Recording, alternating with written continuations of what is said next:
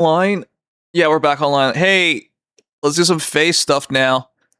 New summer trailer. Let's do part 2 of it.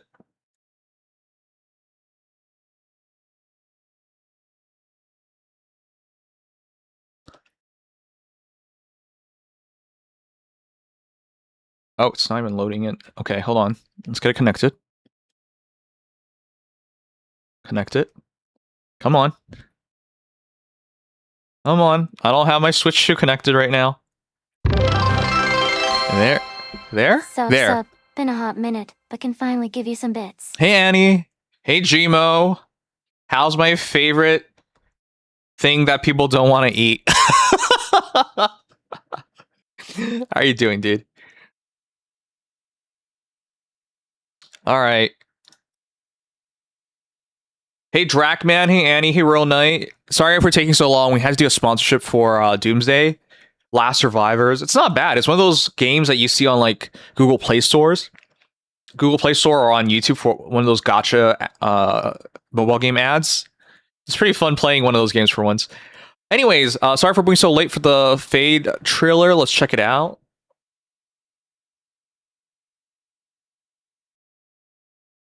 Let's check it out. You know what? Let me try something different. Like that? No, it doesn't work like that. It has to be full screen. All right. Maybe I'll try to make it work like that next time.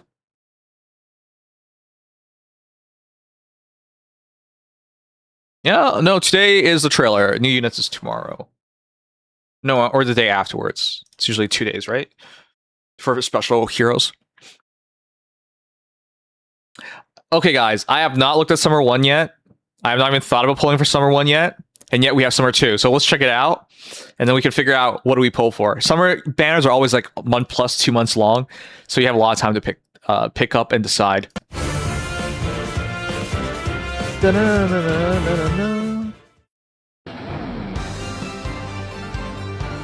Working up a sweat. They should really put other stuff. Is that Ike? Young Ike? Full tilt Merc. That's Ike. Everyday training is vital for anyone who wields a weapon. Is this really a summer banner? I guess that is summer wear. Ready for anything. 87 attack at buff? What the heck? Sorry, guys. There you go.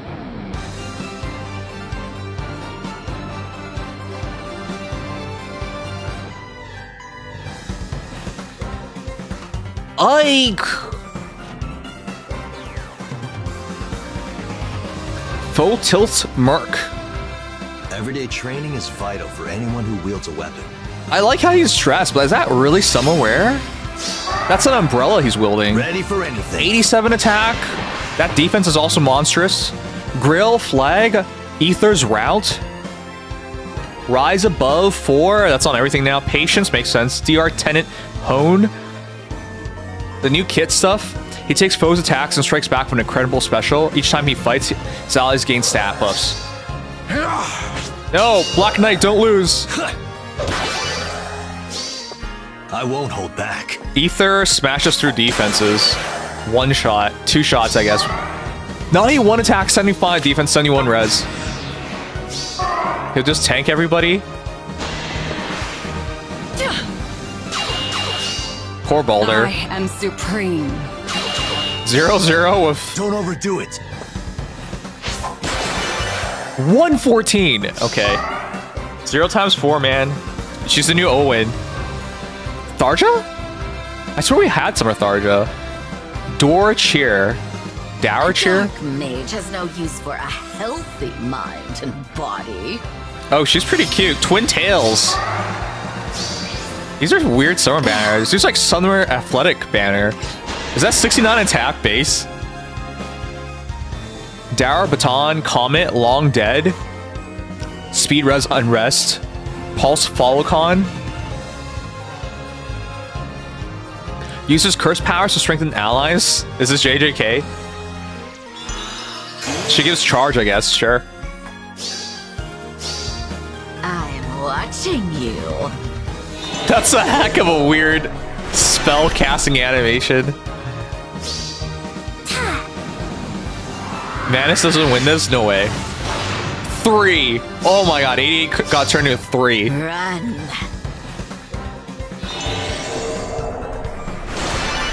33-24, yeah. 69 attack, 57 speed, 25 defense, 56 res. What a high res Tharja with 36 HP. And then you saw the SAS effect. Oh, it's Ekfanir. Chiseled Trainer. People in Asker will do well not to forget. Is this a And summer nutrition and banner? Rest are vital after training. That's a heck of a bulge. Is this really a summer banner? It's like a workout banner. Chiseled Antler. Okay, it's just his weapon or antler. Mighty Growl, a new special. Attack defense clash 3, preempts Screech. Trains up his army of stat buffs and makes it easier to unleash specials. Keeps foes at bay. 27! Fair actually did damage. Going the distance. Okay, yeah. Counterattack is big.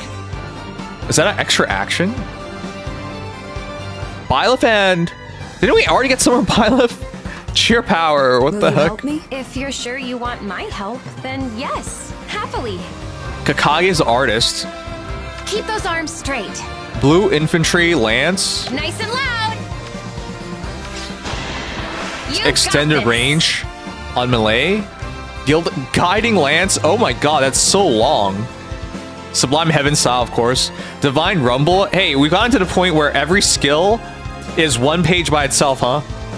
Swift Spectre, Counter Dull, and AS Tenant Hone. I like how the weapon and special get their own pages. They occupy the foe's home base with style and Kanto. Home base. This is a baseball reference? 0. Everyone's hitting zeros on these heroes. Stay focused. They're all tanky, huh? Jump Stab. 40 HP, turns into 69 attack, 54 speed, 41 defense, 27 res. Harmonized skills, Resonance Blades and Resonance Shields to unit allies from the same titles, and then Divine Vein Rare. Hey, that's actually not crazy. Let us guide them. Yes. Is it just Divine Vein Bear everywhere? No, it's just her.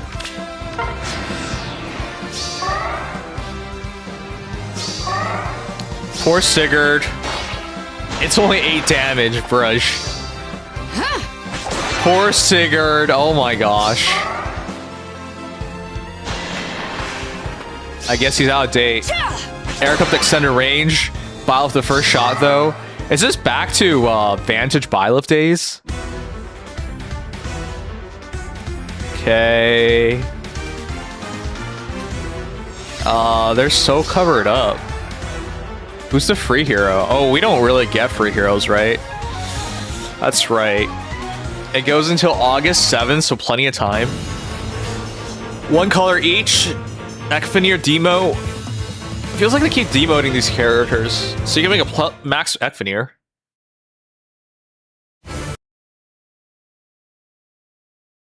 You only got 60 orbs. Rest in peace.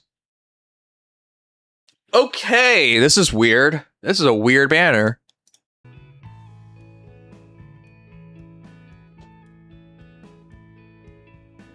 Guys, you guys gotta let me know, is this actually a summer banner?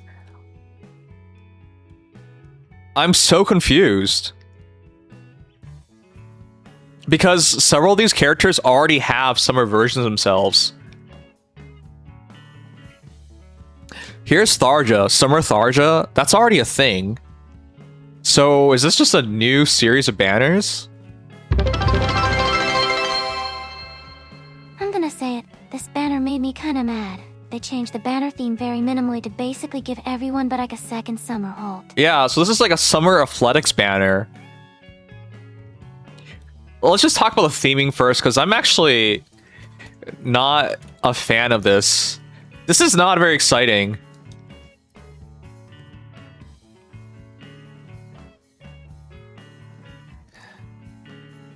One of my favorite banners of all time are the summer banners. And not just in Fae, but like in general.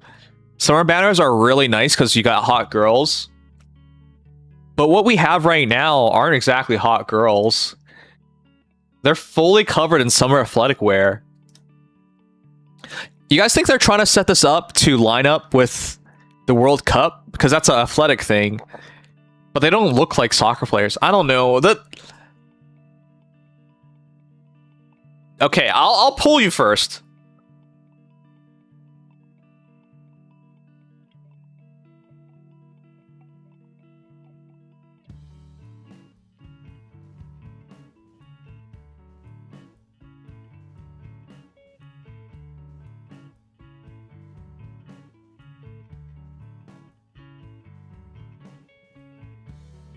I'll pull you guys first, and then I'll talk about it. This is one of the most thematically bankrupt banners I have ever seen in both design and character choices.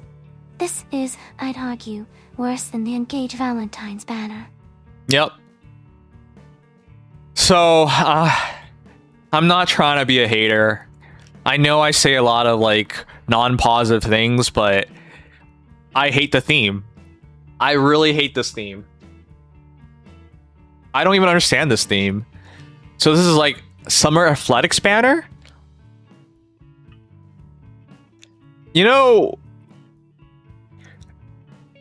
nowadays a lot of Fae players want to run with the idea that, you know, we're not a Gunnar game because our banners aren't filled with like super hot heroes, super revealing outfits, right?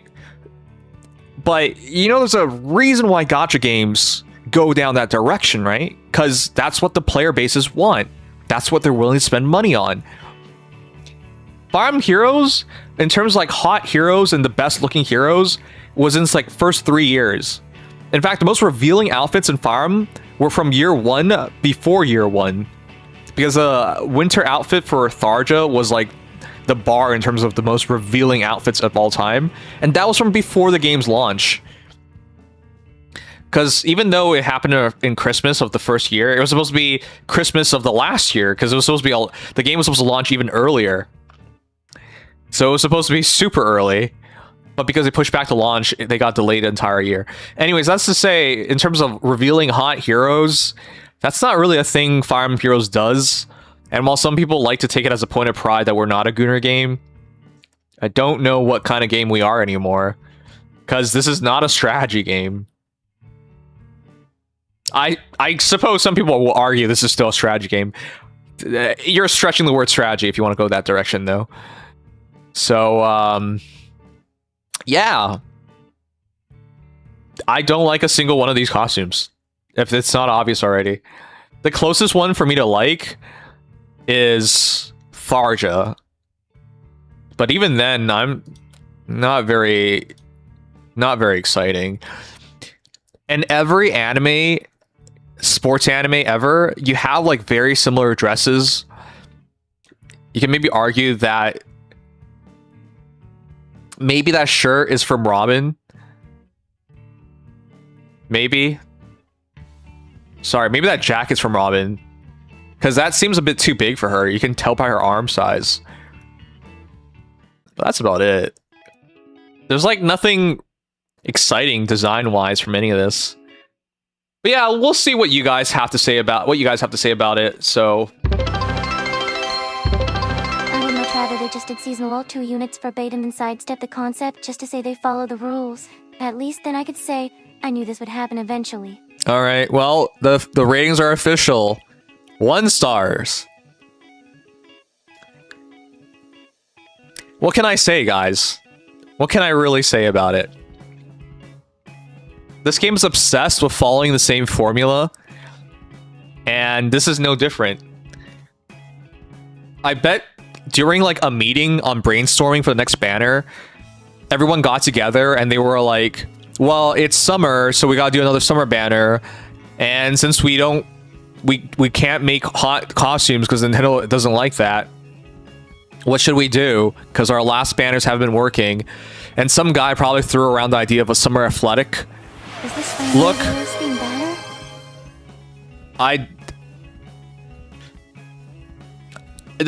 They have to know.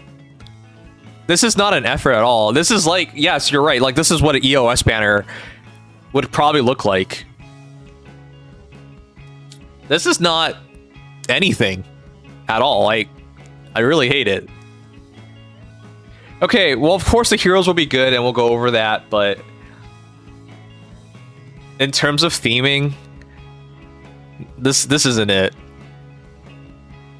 This game is obsessed with running the same concepts every single year, and when they do pivot, it's like this kind of pivot where it's not a good pivot at all.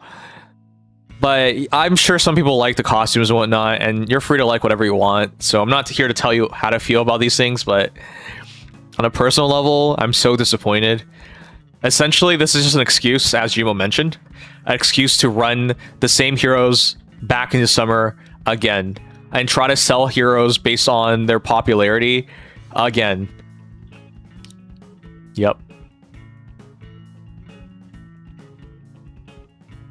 Is this a skip banner? The heroes are really good, but because the theme is so boring, I wouldn't pull for it. I think that I'd be less mad if they just do all 2 units verbatim at this point instead of sidestepping the concept. Yeah, they know they can't release these heroes again for summer, so they're trying to sidestep it. So technically speaking, Summer 2 is dead. We now have Summer Athletic banners, which...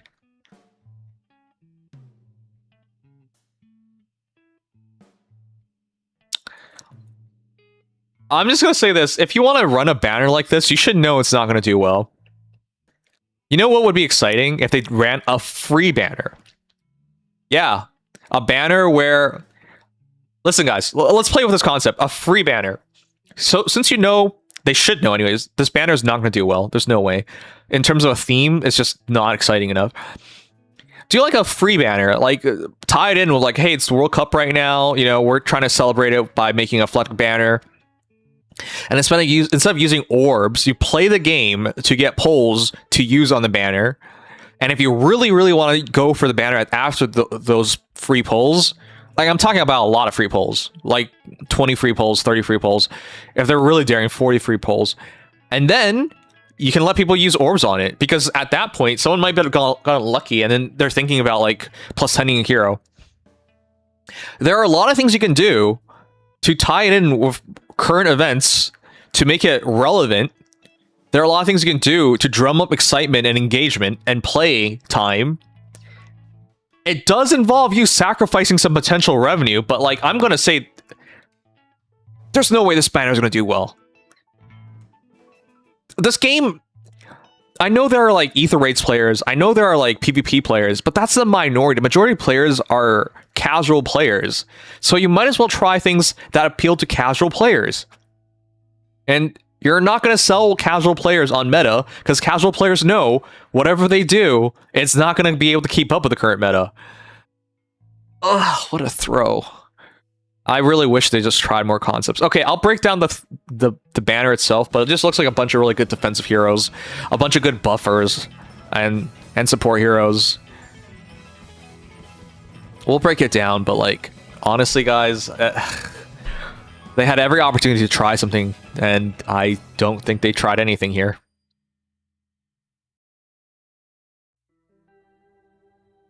Is Faye marketing your job? It's not. It's just, as a gacha player, I could tell that they should try stuff, and they don't try anything.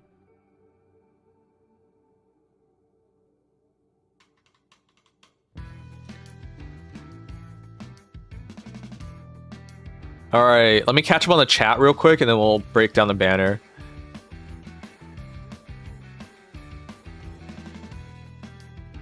Okay, let's go for the messages you guys sent in. I legit think that I'd be less mad if they just did Alt-2 units verbatim at this point instead of sidestepping the concept. I agree with that. I would much rather they just season Alt-2 units verbatim and sidestep... wait, you wrote that twice, but yes, I agree with that. They know they can't sell heroes. They're not original enough to sell heroes on their own merit. And because the story refuses to, like, introduce us... You know, most gacha games build up to their character releases, as in, like, they let you have interactions with those characters, and then you start developing feelings and caring about them, and then they release also those characters. Fire Emblem Heroes doesn't really do that. Or not in a good enough way. They kind of do that with certain heroes, like story heroes that you know will be released down the line, but they take so long. The lead up is way too long to really work it out correctly, and they don't do enough in the stories to really build that connection. You just kind of know they exist, and then if you like the design or personality, and that's about it. But you don't really build a history of the character. You don't get engaged in their story. You don't really like have a true bond with them. So they rely on having older characters from other games that you might have a true bond with, and so they know they can't sell you on like building you into it with other characters.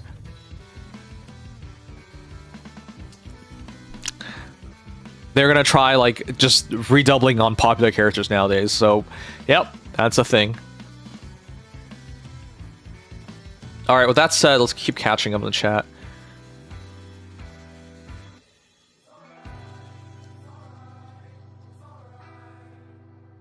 He's very salty right now. I am.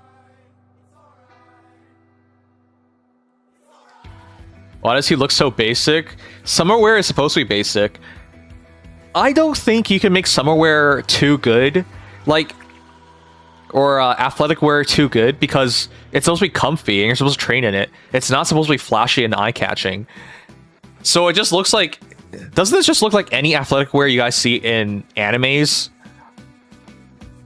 Like, any anime that does athletics, the characters dress like this.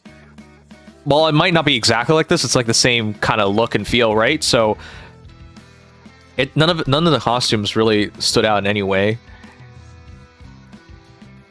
What am I looking at? Summer Athletics, the banner. Of course, X never found a way on just 2 summer banners because they want to sell him. And he won Chooser Legends, so yeah. And he's a demote again. Yeah, I know, that's the weird part. He's a demote again. What the heck is this? Exactly. We had both Summer Bob and Corrin, and they're gonna try it again. Why is Corrin wearing shoes? Oh shit, you're right!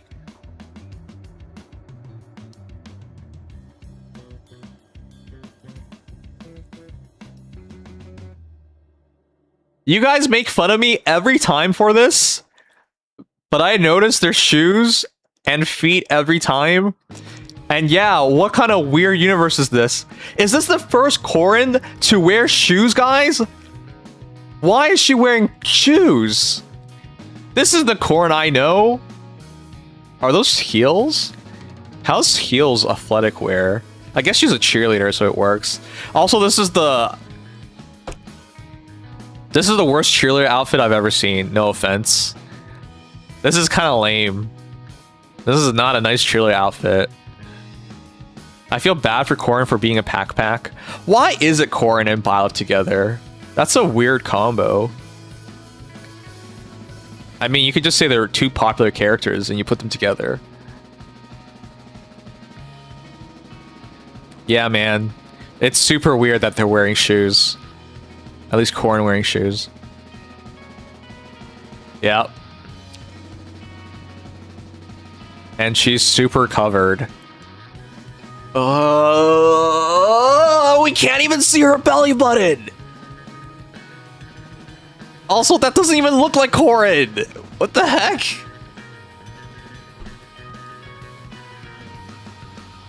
Do I really have to cover this banner? I'm completely out of it at this point. Why did they give her an undershirt? Just show us her belly button, like... It's friggin' summer, man. Is IS trying to make Fire Emblem Heroes the most covered gacha game of all time? Is this what we're trying to do? No exposure, no skin. Jesus Christ. They can make athletic wear flashy. It's just don't wanna, cause you see, Inhuman use Sum Kappa. Yeah, I know. Come on. I'm so out of it, guys.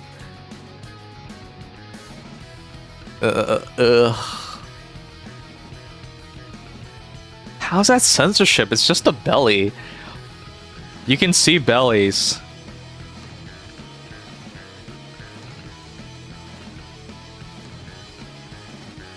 Okay.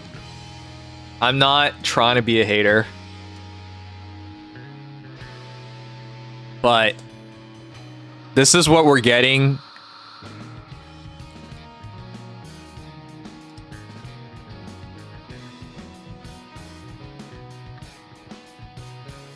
Here we go. Hold on.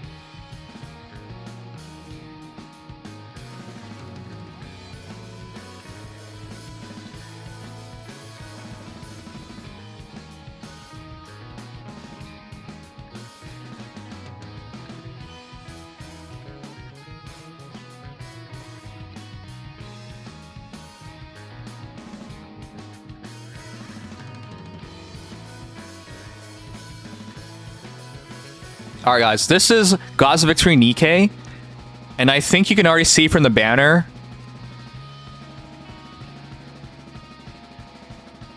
This is the banner. Swimsuits can actually be interesting. You could actually want to pull for them during summer because they're hot girls. Now, you can make the argument, I can speak English. You can make the argument that Fire Emblem Heroes right now is subverting expectations. Also, they're doing a giveaway. Are you serious? What? They're giving away a PC case of the Summer Nycts. That's Cinderella with a active panel in the front. Oh my god, that's so cool. On Nyct Y70 Touch Infinite case for Anime Expo. Hold on, I gotta do this. Be following, like plus retweet. Okay.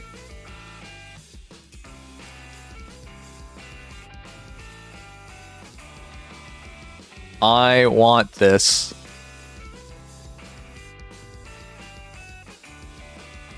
Look. Would it kill Fire Emblem Heroes and IS to just give us what we want? Congratulations, they subverted our expectations of Summer 2. But would it kill them to just give us hot girls? Please? This is what most people want. The majority of gacha players are gooners. We play the game for husbandos and waifus. When you, like, give us this subverted expectation for Summer, look, it's okay to have hot girls with interesting costumes. I know some of you will say, I don't want this. Great, you're in a minority. That's cool. You know, it's not complicated. Every gacha game understands how to make money during summer. Every game understands how to make money. It's not difficult. It's not rocket science. Will you check out the trailer for Summer 1 too? To compare the costumes with Nyct's? Ninsai. Ugh. I guess I will.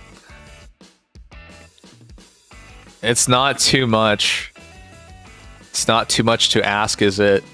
I think it is too much to ask in Faye's case. Alright, Nyct is just one example. I would do Brownus too, but it would get my VOD in trouble. You might be like, that's a lot for Nyct.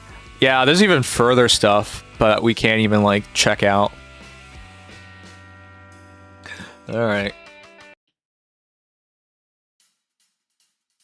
Brownus 2 is even more lewd, and I don't want to get in trouble, so let's not go that far. Blue Archive. Yeah, I mean, there's a lot.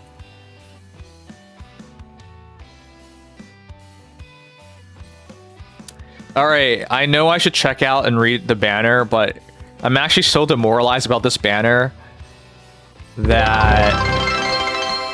Considering they used to do really good summer outfits back then, bro, there is literally no excuse for what they're doing IMO. I know. I agree. I don't understand this. Full Gooner game compared to Faye. I like how you say full Gooner game. There's a reason why I still play Nyct story over Faye story. I like the idea of people saying it's a full-on Gooner game when it has better writing in every single chapter than entire books. A chapter of Nyct story, which is voice acted, is an hour to 2 hours long. An entire book of stories, a year's worth of story in Faye, is not an hour. Not even close. A year versus a story chapter release. And they have multiple story chapter releases every year.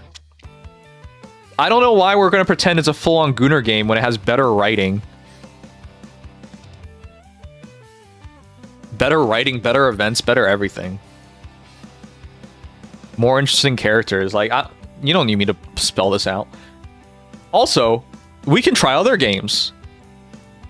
It's not hard to find a gacha game with better looking costumes, swimsuits, more understanding what players want for summer than Fate. It's not difficult.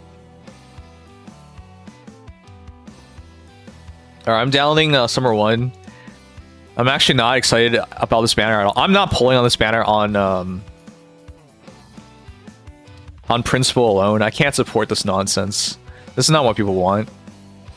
Hey, I swear to God, is Sugma still here? Sugma, do you remember we did like a AI costume of Ike years ago? Isn't that like the AI costume we got? Jesus Christ, that is, you know, now I'm thinking about it, that's very similar to the AI costume. We did an AI image of Ike years ago, and it's kind of like this one. Yeah, it looks like this is. Hold on. Can I pull that up? Summer Ike made by I-Chan Reddit. Oh my god. Okay. Hey guys. 4 years ago, before AI art was banned on Fire Emblem Heroes, I made a joke image with Ike, and I wrote Summer Ike commissioned by I-Chan, which is really AI-Chan, but you know what I mean. And they didn't remove it because it was before their AI rules. It got 196 upvotes and 9.6k views. Wow. You know, I think Fire Emblem Heroes has to pay me royalties for this. I thought of Summer Ike in athletic wear done with AI before they did this. This was 4 years ago. Here are my receipts. Now pay me. That's what I'm saying, man. Like, this is not an exciting concept. I did it with AI 4 years ago. Why do we need to do this for real?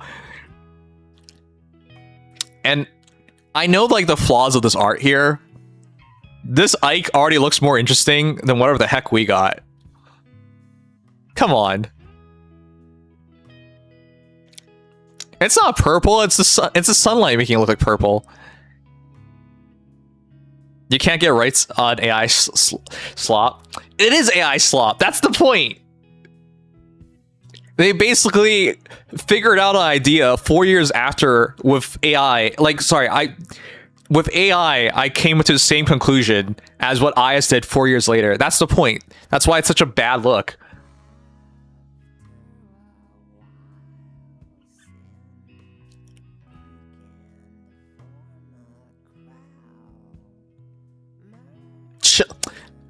Jima, are you challenging me here, bro? I will get a recent 2026 AI model, and I'll generate a better looking Summer Ike than what we just got. The point here was I used AI for Summer Ike, and this is what it gave me. And the fact that Fire Emblem Heroes gives us an equivalent of athletic summer wear on friggin' Ike and sells it for reals is just... You should be more exciting and more original than AI. Because if this is the shit you make, why do you even need people anymore? Just fill this in summer, just write Summer Tharja and see what it brings up. Like, come on. Like, jeez.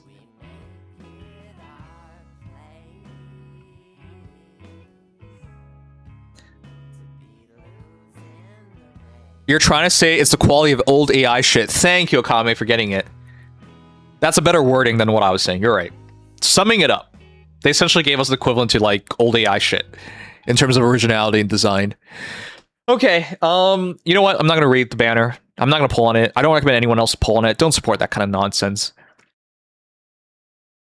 You want to know... Okay, let me word it this way. If you guys like a character and you go for it, sure. Great. You know, I'm not going to tell you what to do. But if you are impartial, on the fence, one way or other, don't pull on it.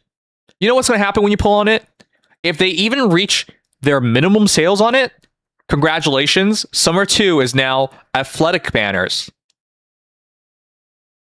If this game makes it to next year, they will do this again. How do I know this? Remember Hot Spring Heroes? Hot Spring Heroes were hot garbage. And what did they do? They made it for another 2 years. Or was it 1 year? Whatever. It was too many. Because they had minimum sales. So somebody actually thought, this is underperforming banner has a future, said Intelligent Systems unintelligently. And all those heroes sucked ass. All you wanted from them was to fire them. Best Hot Spring hero of all time? Hot Spring Camilla. Oh wait, you didn't have to pull for Hot Spring Camilla, right? Let's not do that shit all over again. That was pointless. I think Hot Spring was only once. Okay, then that's my point. I'm glad. Let's not support it. I swear. Okay. Then it wasn't Hot Spring. There were other banners they did for 1 year only. My bad. Good. Don't support it. It was a dumb idea. All of them sucked. Nothing. There was nothing there. If you can't sell on the look and costume of the characters, and you can't sell them on the skills and meta of the characters, then you got nothing. It deserves to die. You need to have both. This doesn't have both. Picnic, tea time. Yeah, you can go down a list of like half attempted banners that they tried and they ditched. Don't support it. If you support it, they'll just make another one.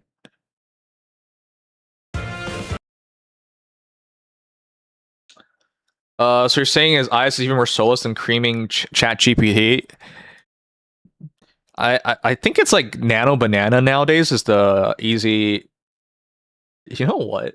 We're already here. Let's do it. Nano Banana, a summer Ike image for me.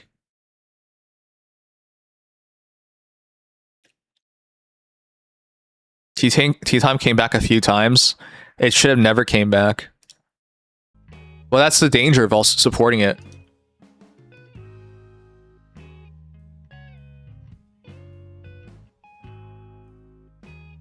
Create an image of Summer Ike for Fire Emblem Heroes. Let's see what it generates. What makes this whole situation still somehow worse is that our next old free seasonal 5-star end line for TT is Summer Ivy, like actual summer in a swimsuit Ivy lol. It shouldn't even be predictable, man. Oh my god!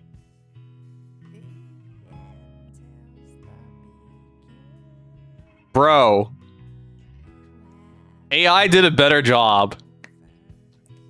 This is more interesting looking than whatever the shit we just got. They even gave us stats. That's freaking wild. They even gave us stats. This looks more interesting. It's AI slop. But that's the point. AI slop Ike is far more interesting. Whatever nonsense we just got. Make me a summer Tharja image in the line of Fire Emblem heroes.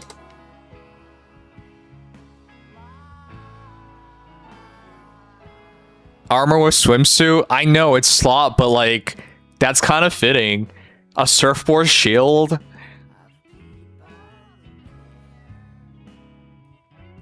Yeah.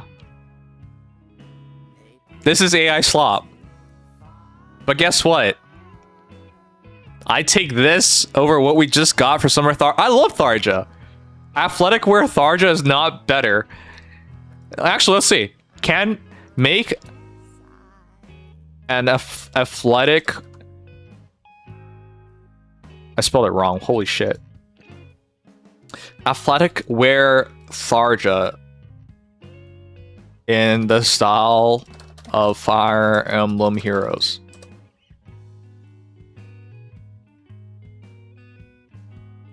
Let's see what happens to put in athletic wear.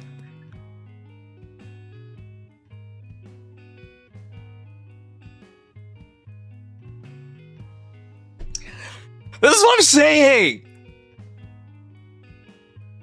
Faye, you're like not even better than friggin' AI. This is how boring. If you ask AI to make athletic wear Tharja, this is how boring it would be. Is the real Tharja better than this? Yes. Yes, she is. Slightly. If you're just gonna be slightly better than friggin' AI, then what are you doing? It honestly wouldn't surprise me if they're like making these banners by running it through AI first. It wouldn't even surprise me because that's just how boring the designs are.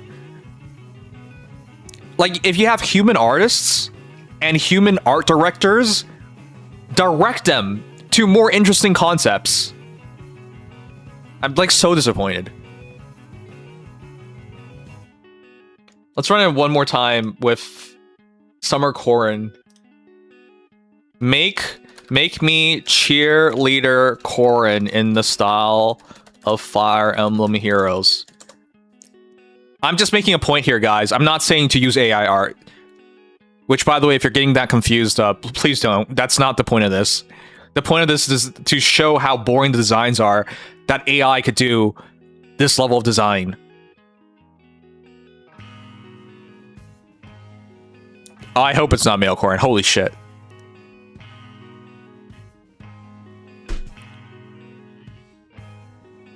This is so cursed. Holy shit, this is so cursed. Do you guys see the attack? It's green. 250k attack? Holy shit. Also, it wrote cheering Fang.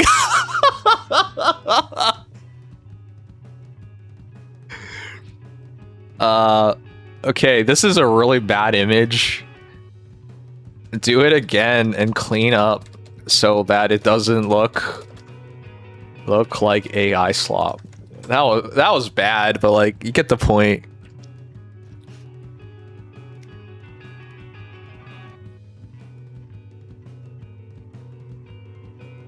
But that's like, guys, this is bad. Can we I'm not gonna like go around with this. This is bad. But you know what else is bad? Why is this bad? This is bad because AI put shoes on Corrin. Oh wait, so did IS. They put shoes on Corrin. What the fuck? Why did it give me Ike again?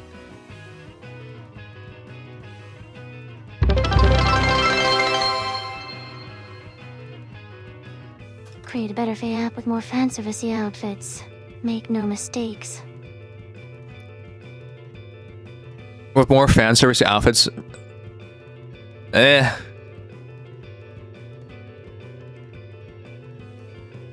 you put the AI one and official one side by side?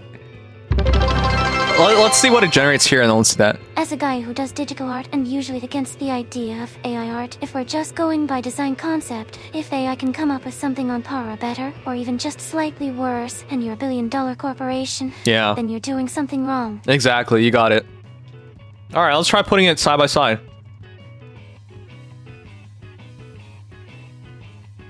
Let's try putting it side by side.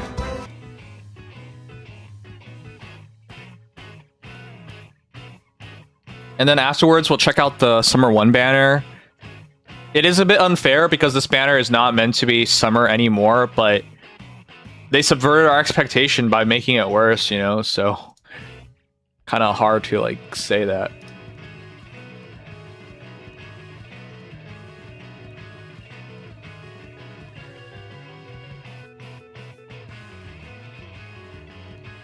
Alright, let's try put them side by side. AI Corrin's box covered as real Corrin? Yep. That's what bothers me with all this.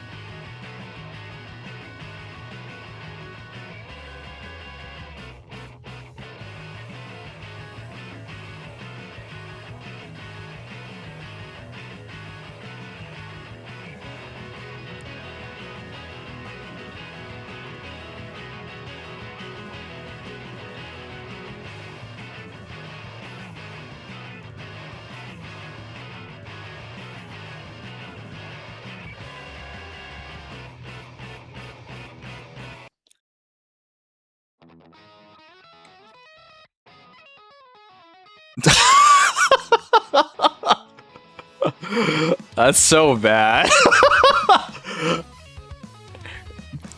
This I made with 2 attempts at the prompt. 2 attempts. It's the same pose. It's literally the same pose. They both get the corns to wear shoes. That doesn't fully look like Corrin, to be sure. It kind of looks like Azura. But you get the point, man. It's... You gotta be able to, like, be better than AI. And I'm not really sure the design... I mean, this is AI slop, let's be clear here. But the design itself, look past the slop. But the idea, the theming, the pose, right? You gotta do it better than AI. I'm not even convinced this is better than AI. This is ridiculous, man.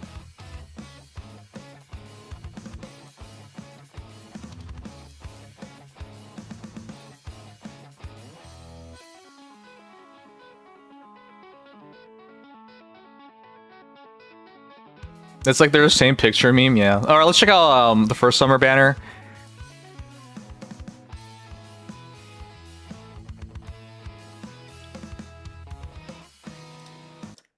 I'm going to clarify just in case someone's crazy. I'm not saying Aya should use AI. I'm saying Aya should be better than AI. That was my point of all that. And I'm not really convinced these designs are better than AI. Yes, they look better than AI because a real person drew it, but the design, theming, personality, like characteristics of what they're doing is the idea, the originality is AI level. That's the problem.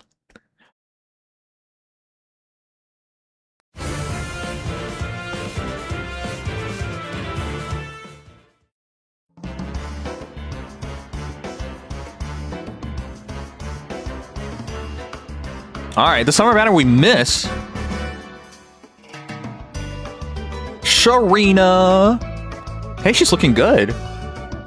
They're making sure she's extra cover, but there's a style to it. I've mastered how to enjoy the summer. Her VA's name is Wanna taste? Omega Long. Deluxe Barbecue, Arch Rival. Arch Rival's on everything, sure. Swift Spectre, AS Taker Burst, Truly Yours. What? I don't see her that way. With increasing firepower, strikes foes thrice. It can grant extra action to a distant ally. Okay, that's just her thing apparently now. Back to the sea with you. Oh, the animation was pretty cute because it's a hot skewer. 74 attack, 61 speed. That's pretty good. Extra action. No, Super Here Canto. I go. And then after attack, extra turn. You know, Summer Fjorm looks so good compared to whatever we've been getting. Sombron sucks, confirmed. Alphonse, ill. Boo. Guys, they made sure to cover his nipples. That just... Oh gosh, that looks so weird though. I didn't think I would want to see Alphonse's nipples, but I kind of want to see his nipples just so this looks less awkward. I'm burning every detail of this view into my memory. I want to bring joy like this to my people one day. Why does he have an 8-pack? The fuck? Why is he shredded? Are we to swim? Extended range, 75 attack at base with buff. Beach Umbrella, Ascendant King. That's the unique special? No, it's not. Attack Defense Clash 3, AD Outcry Doll. This is the demo? He can move 5 spaces and attack 4 times. Shouts to Intern-kun. They're trying really hard to make this sound exciting. Shouts to Intern-kun. When his special triggers, it grants great talent to his allies. I don't even know what it is. It's not like a super unique special thing in this game anymore to move 5 spaces and attack multiple times. Like, that's a thing now. It could have been unique had they stopped spamming this stuff. Quiet! Okay.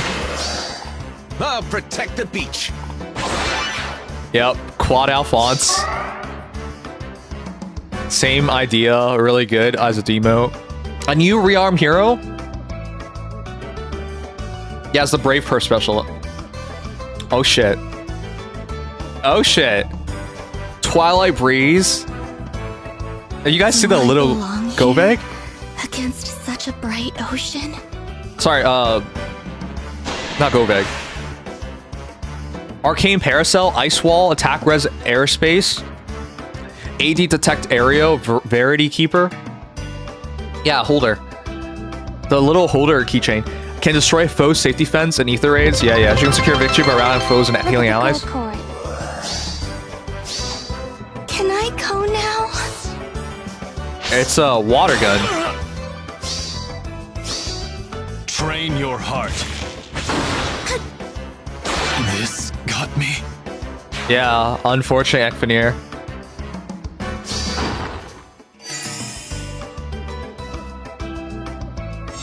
You kind of should pull her for ether raids if you care about ether raids still. Wow, that's crazy. Eternal Summer. We shall teach the mortals the true joys of summer. They censored the boobs on Hoder. Or Balder. Sorry, Balder. Yes, Balder! I can't wait! Uh-huh.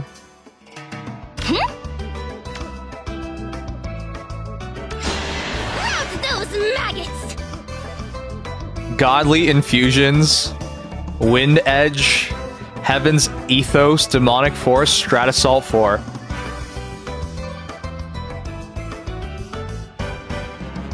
Shoot down blue and green foes. If they're hit, they can power up and be restored.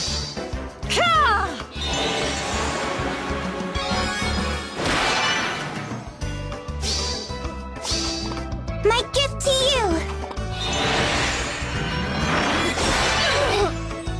Does everyone just have Miracle now? 3 damage. 72 attack? Wow. It was 65. That really scales. Dual skill, drain, cancel affinity unit and allies in 3 space a unit for 1 turn.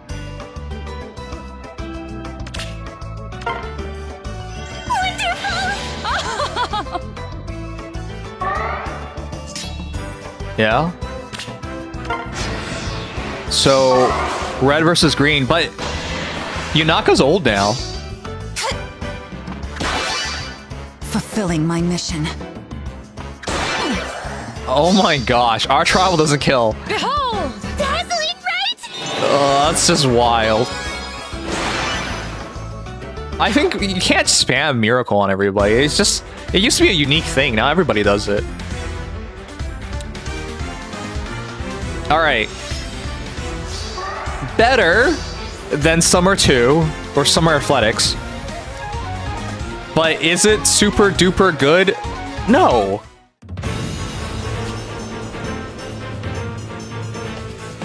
It's because of Valley? Wait. Did they... Hold on. Is it because Valley's nearby? No. Valley's in the team, yes. But I'm not saying... It's not just Valley who does miracle stuff.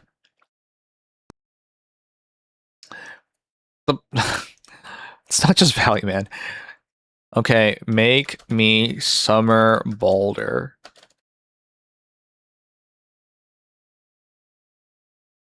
Miracle is the Summer Banner's theme. Ugh. If you say so. It's like... It's the same level of saying, like, Marth having that extra attack is a Marth thing, and then less than a year later, everybody gets potent, so it's not a Marth thing anymore. Same thing with Miracle. It used to be like, what? Who the fuck is this? Yo, that's funny. Shouts to AI Slot. AI doesn't know who Balder is.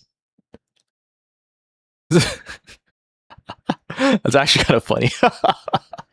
I think it took literal Balder because nobody Googles Balder from Fire Emblem Heroes. I think it took literally Balder, the god. Okay. All right.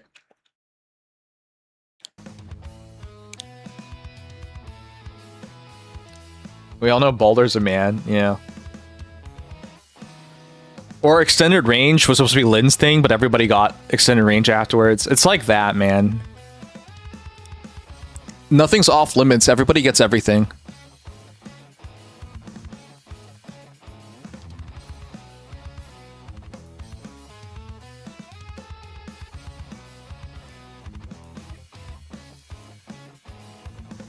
Giving another 2 Valley Miracle style units? Yeah, well. Alright. The costumes are better here, but not by much. I guess it's been like several weeks, so we can actually see the sales of this soon.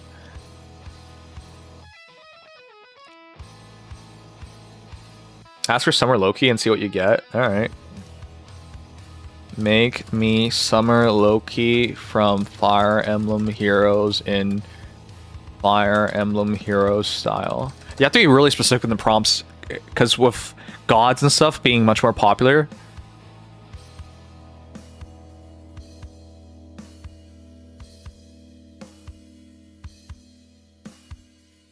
You can check banner sales on Reddit. People post it based on rankings. Sales rankings, so yeah, you can check it. I used to be so excited for summer banners, but nowadays I'm just like... Yeah, my mood on the game is a lot lower than it was before, but summer... Like, I'd be excited for hot heroes all the same in any game, whether I played it or not.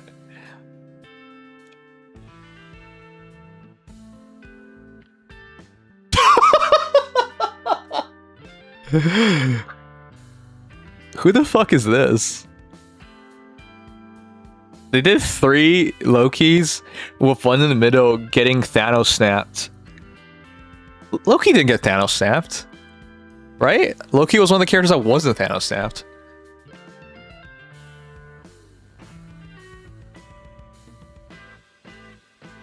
That doesn't even look like her. I know.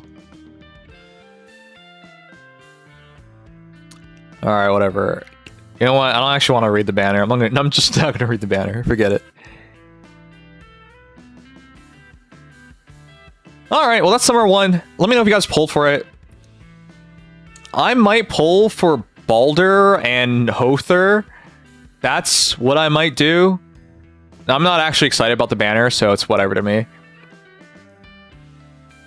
It's been a long time since, God damn!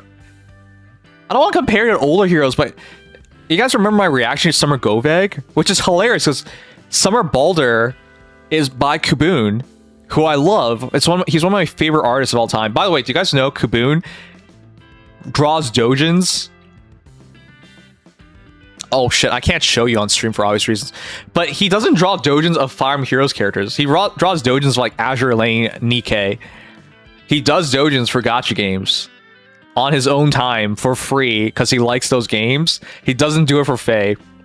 Now, it might be because IS tells him to not do it, but it could also be because he likes those games more. That's a real possibility. Yeah, not safe for work doujins.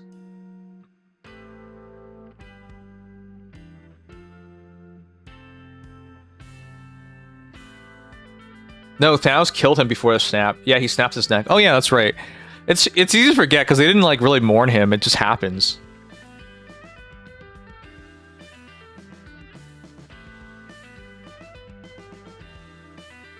But that's what bothers me. That like Generation 1, older generation summer banners look so much better.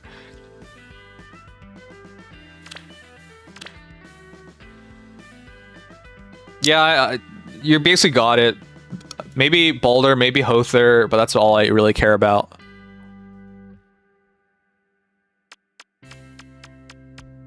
She's kind of cute. Roll, I think you would have said she's kind of cute in any capacity, as long as they weren't, like, completely bad with it. But her having shoes is just weird to me. Alright, let's look at it.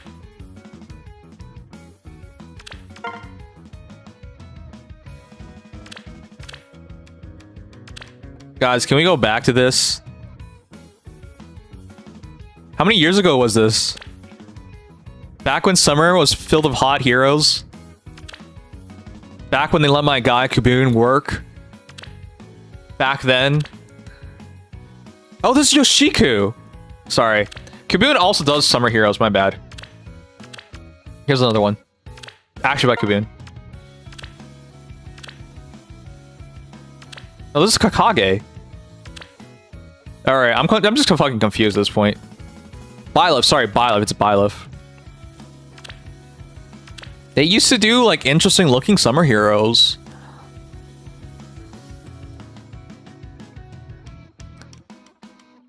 My point still stands, even if I'm getting the artist wrong. This was a lot more interesting of a costume, because you can see the theming from the original game. Kakage did the sports Byleth with Korin this year, and Kaboon did the first summer Byleth. Yeah, but that's the thing, the older art was more interesting. And you can see the idea and theming here.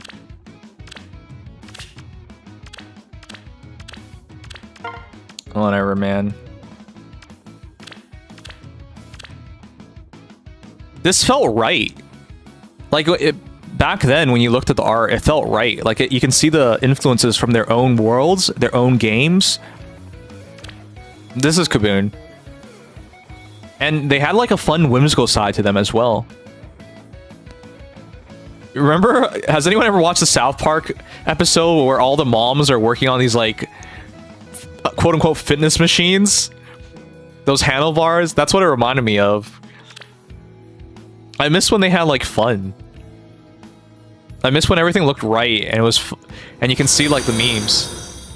Miriam, thank you for the follow. I appreciate it. Yeah, the shake weights. I miss those days. Those were good days. We're not there anymore.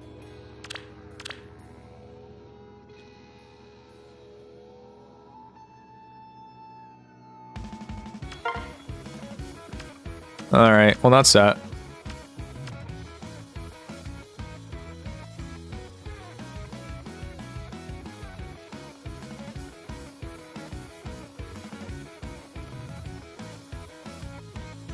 Summer Leg Yarn? Oh yeah, Summer Leg Yarn was one of the hottest girls ever. You want to continue to get better, but I think they peaked. They peaked years ago.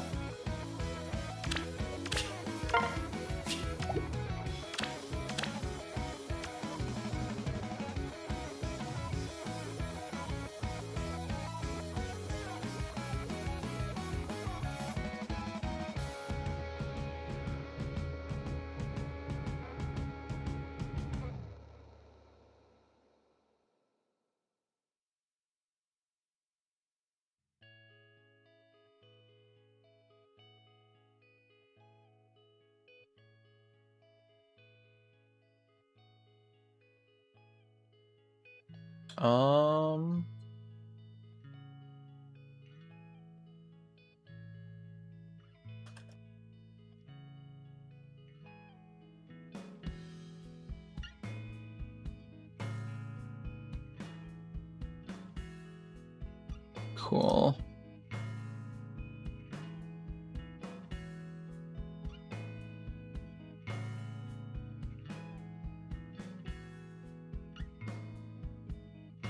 All right.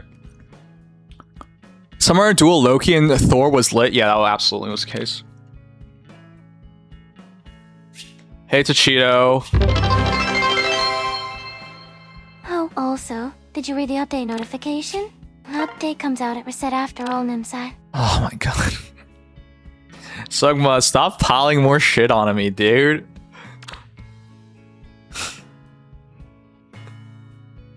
This is like one thing into another with you.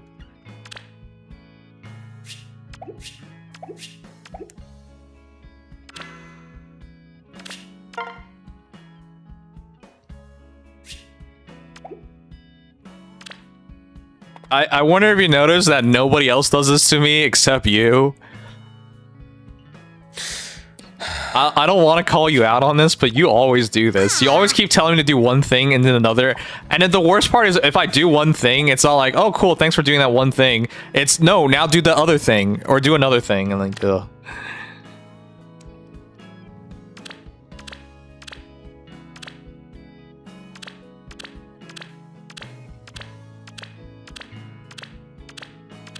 All right, let's do some free pulls quick. Got a bunch. How long do we have? 11 days for Jormungandr. I'll probably want 1 copy of her. We have 32 days for Summer's Gift. Yeah, I should probably just pick Byleth. Backseater Sugma, yeah. I'll just glad PlayStation's going to face a lawsuit. They should. Remember what I said, Go Wolf. Well, actually, you might not have been there. But for those who were there, remember what I said. They did not sell us digital products in the vein of this is a rental. They didn't say that. It's purchase, buy, own. I know in their agreements and whatnot, they're always going to say you own nothing. You're just buying the rights to our products. But nobody ever interprets it that way, right? In the law, there's this thing called the spirit of the law. Just because you explicitly pile and like hide somewhere that says you can't take action, you can't do stuff like that. Imagine everybody, every time you're on a platform and it just says you cannot sue us or take any action against us, that's not legally binding. You can't do that. So even they can't protect this. They can't, because it's against the spirit of the law. But imagine every agreement says you can't sue them. That's not a thing. You can't do that. You can't take any actions. You can't badmouth them, right? You can't. There's an extent to what the law can do, and that goes past extent.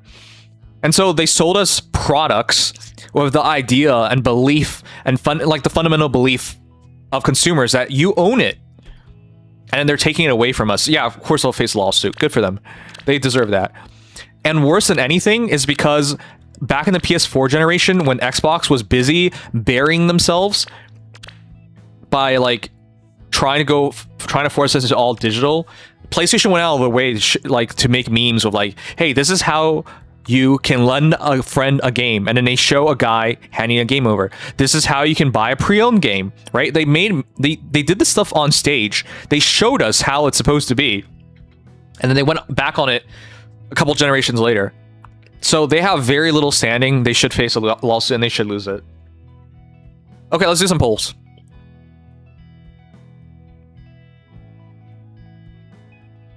You know what worse? They know they could fuck up but can't dig their way out. They should be able to dig their way out. They just have to go back on all this stuff, but they're not going to. Guys, in the current generation of consoles, it's just a contest of who does the least bad. It's not a contest of who does good anymore. You realize how depressing that is? It's essentially, we're just applauding. It's like imagining if you have a kid and you're just praying your kid doesn't get an F. That's it. You're not hoping your kid gets an A. You're just praying they don't get an F. That should never be how it is. Your goal shouldn't be to not fail. Your goal should be to have success. But nowadays, we can't ask any of the console developers, console makers, to do well, to do good, to do better. We can't. All we can ask for them is to stop screwing up. If you look at all the console makers, Nintendo, Xbox, PlayStation, let's throw Steam into them because they're essentially a console maker now. Steam's probably winning, but even Steam has like had issues, but they have the least issues, and that's it. Okay, let's do some quick polls.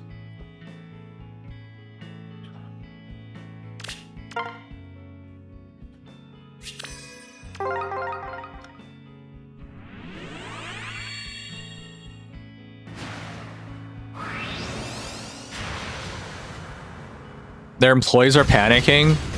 They should be. You guys ever see directors make moves or higher ups make moves that everybody can tell you is a bad idea, but they still do it? That's what they just did. Everybody knew what they were doing was a bad idea, and they still did it. Let's try to get 1 5-star tonight. Oh shit, did we get it? We got 1 5-star already. I'm Ignatz Victor. My parents are Alliance merchants. I look forward to learning from you. Alright, good IVs, bad IVs, here we go. plus HP. Yeah.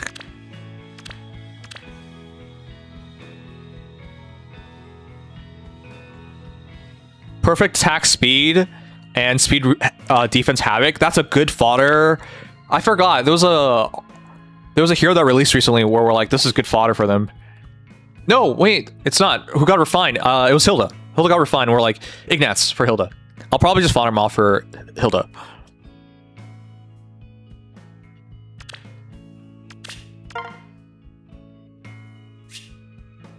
Yeah, B skill fodder for Hilda.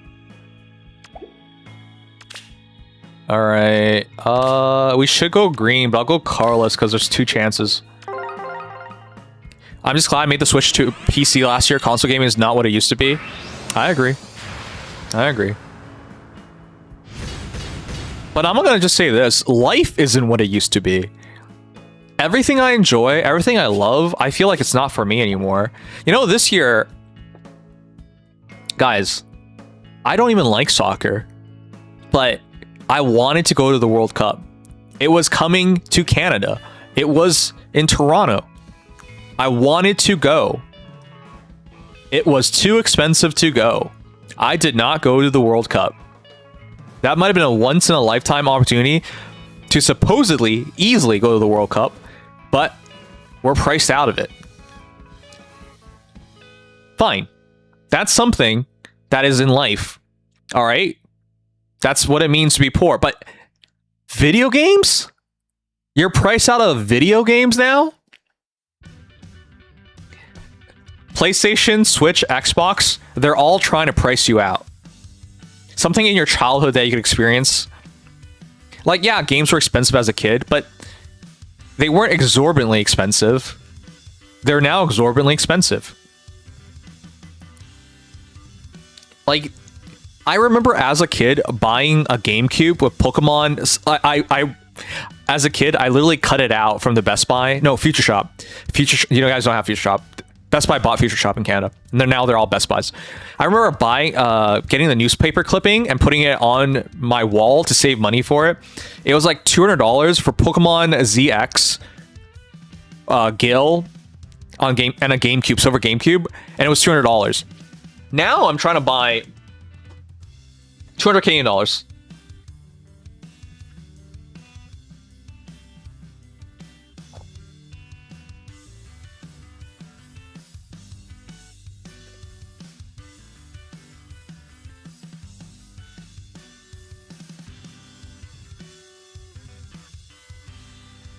I don't even know if I can find it.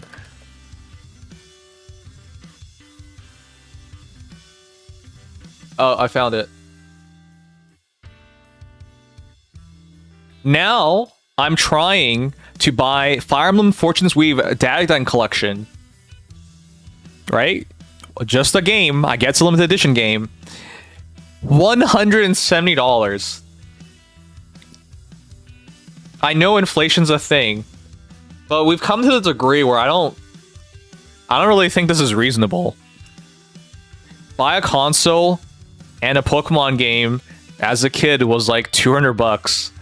Now just buy a game, limited edition, $170.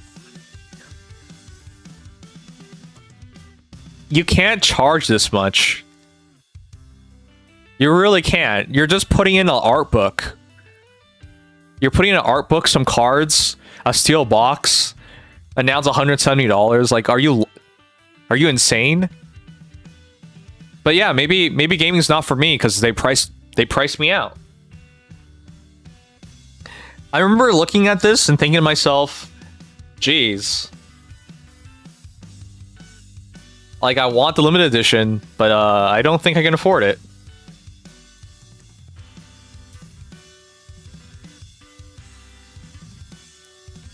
Even gasoline prices are ridiculous, yeah. I don't want to be so emo about all this stuff, it's just...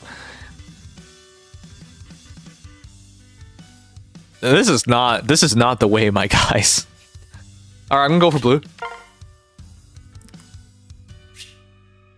Go, Wolf, you got it. That's how I tell myself. I guess this is what it is now. I guess that's life. Bottom right.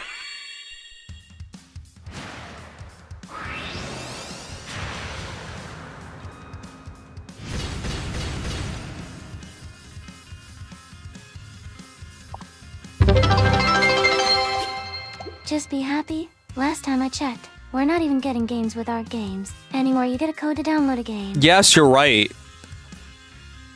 I didn't want to go into that, but...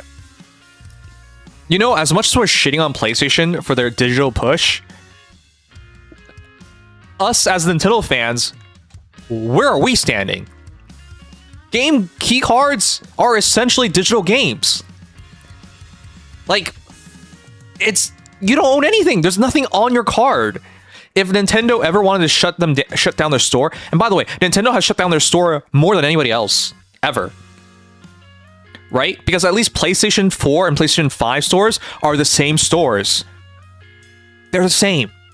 Right? Xbox stores, even better. They're all merged together. So they can't close... They're not going to close that store ever. Because it's a unified current store. 3DS games, all closed. They're all gone. DS, gone. Right? Wii games, gone. Wii U games, gone.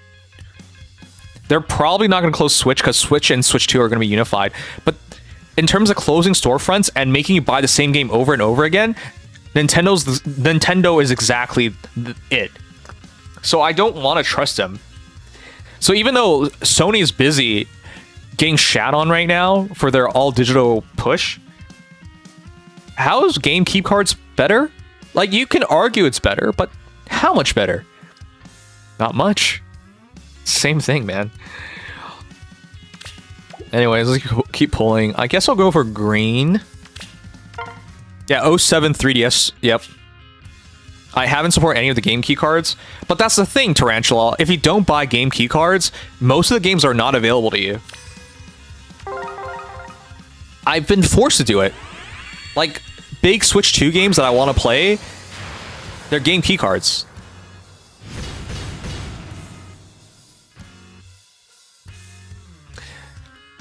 You want to play Pokopia? I don't know how to say it. Game key card. That's a Pokemon affiliated game. Game key card. Pokopia? You get my idea. Blue. Pokopia. I'm gonna Pokopia your ass.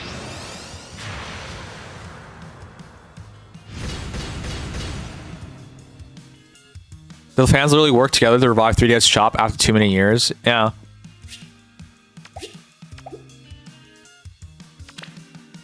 Yeah. Better hunt yourself now. Bottom left's always right. Keycards are a scam. Exactly. It's the same problem. Technically speaking, keycards are better than buying digital games only, but not by much. I have it on the same tier of so like you can't really give Nintendo a pass on this either. But you want to know who's worse than both of them? Xbox. I don't even know what the point of owning an Xbox is anymore. Did you guys know I have an Xbox Series X? I never play on it. I don't know what the point of this thing is. It gets no exclusives. All your games go on Steam or the Microsoft Store, so it's on PC. And you don't even have to buy games. You just buy their stupid Game Pass, and that's it. I don't understand what the thing... What is this thing for? What do you do on it? I don't know. Alright, bottom right. Give me somebody.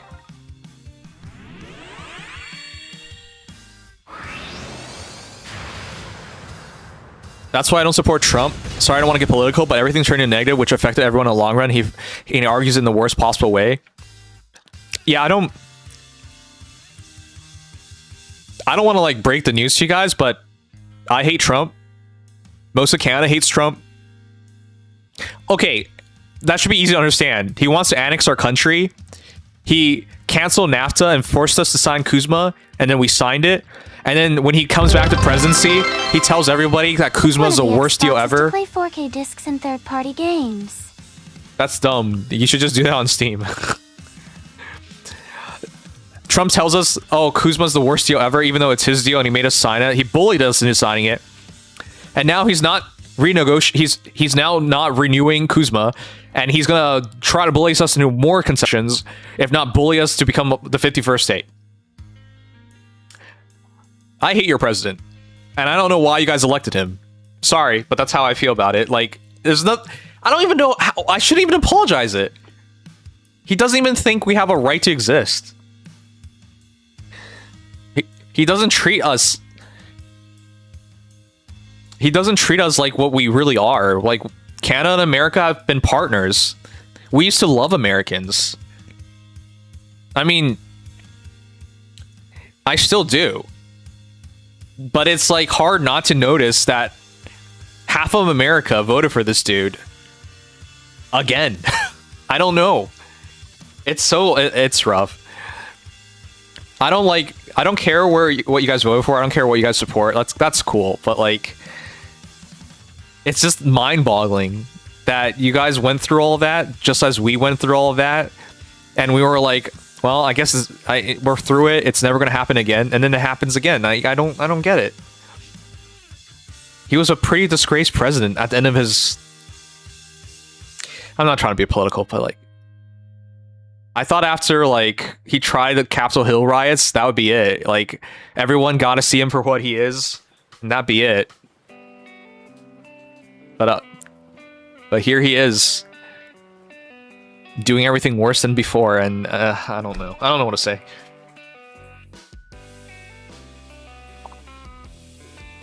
The reason why Canadians feel betrayed by Americans is this. We got put through a lot of bullshit because of Trump 1.0, and we thought you guys recognized it for what it was and would have spared us from the pain because you just won't vote for him. But half of America did, and he's president again. And so we get bullied for another 4 years. It's hard not to, like, notice it, you know? Because we already went through it.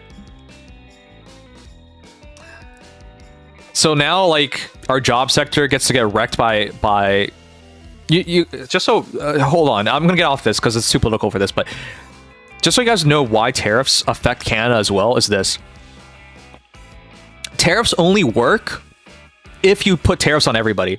If America put tariffs on China, for example, China will just dump all their goods onto Canada, and then Canada will sell those goods to America. So you see, that's how you bypass tariffs, right? So America has to tariff the shit out of Canada as well. But wait a second, we don't only buy things from America. We have our own goods to sell to you guys, like gas, oil, lumber, right? Iron, aluminum, whatever. Bunch of raw materials. But that all gets tariffed as well. Why are we getting put into this? Right? Why do we have to get punished for this? Because you want to, like... It's so dumb.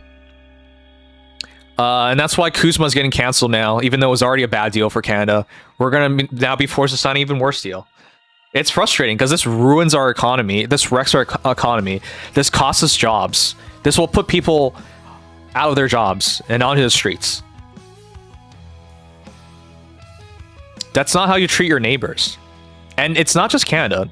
Ask Mexicans. Ask Mexico. They're dealing with this nonsense as well. In their case, it might even be worse because the excuse for Mexico is like, oh, the drugs. It's all because of the drugs that we got to tariff the shit out of you and stuff like that. What? All right, whatever. I'm going to get off the subject, but that's why your neighbors have issues with America, because it affects us on a fundamental level. And again, like, we can't believe you guys voted for him again. Like, we would have never thought this would happen. And it happened again. Anyways, let's keep pulling. Sorry for, like, being a downer about it, but I just wanted to explain it so you guys can understand, like, we don't hate you guys on, like, a fundamental level. It's like, no, oh no, like, you disrespected the Canadian flag or a moose or something. No, it's not like that. It's on an economic level where we keep getting bullied into, so it's not personal, but I like most Canadians, we can't fathom that he's president again. It's so hard to believe. Crazy thing for America is that popular vote for president was almost a 50-50. Exactly. We thought this would never happen because the people wouldn't vote for him again, but it happened.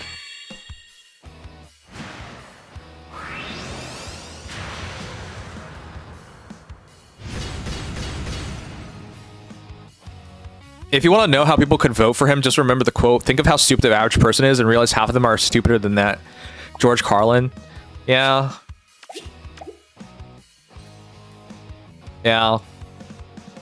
I'm not going to give any examples, but like the Iran war, to see people support the Iran war was insane to me. Like, you're just bombing a country. Because they might one day have nukes. I don't know. You can't go to war on possibilities, because oh my god. If I visit Canada, who do I gotta talk to you about trying to fight a moose? Nobody. You can just pick a fight of the moose, but I don't recommend it. Moose are super strong. They'll we've seen moose like attack cars, and you can hit a moose. You'll kill the moose. But you could also, like, lose the front of your car. Like, those things are tough. Where was I?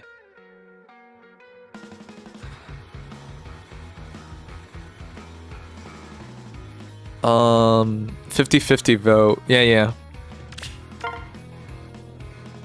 Yeah, don't fight Moose, man. Let's go for blue. Oh, there's no blue. Let's go for green. I guess that's it. Green it is.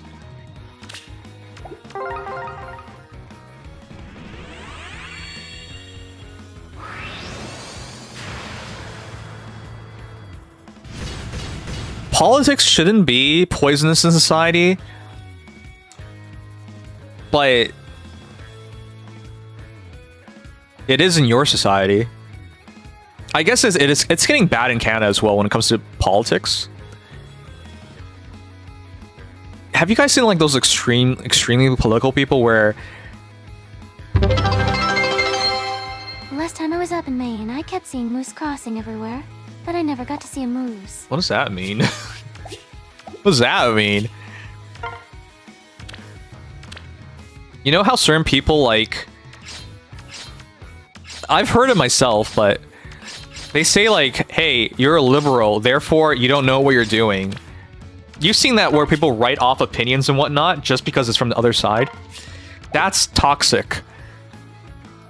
That's toxic politics, where you write off other people and their opinions just because it's not the same side as you. I see that a lot in America, which is which is why it's so scary.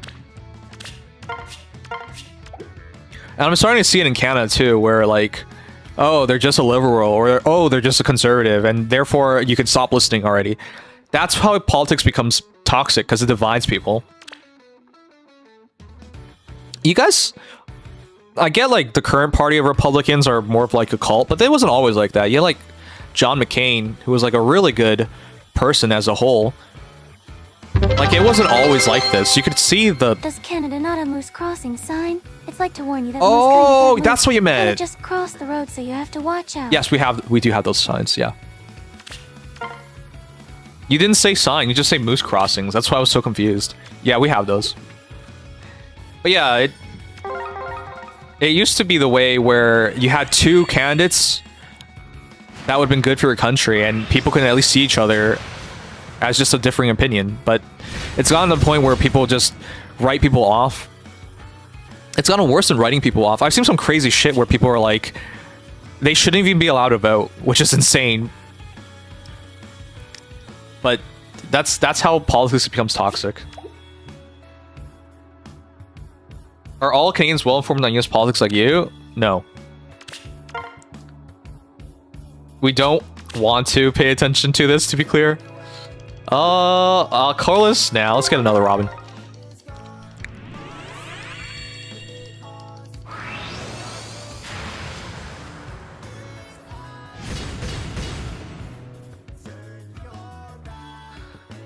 I see that from both Republicans and Democrats. It makes no sense to me. That's why I'm saying Minato. Your politics are absolutely toxic. It's not that bad in Canada yet. A lot of conservatives in Canada do that, though. They write off the Liberal Party and liberals in general. It's not as bad on the Liberal side because conservatives haven't won in forever, so we don't really like you know, you wouldn't pick a fight if you thought they had no chance of winning, for example.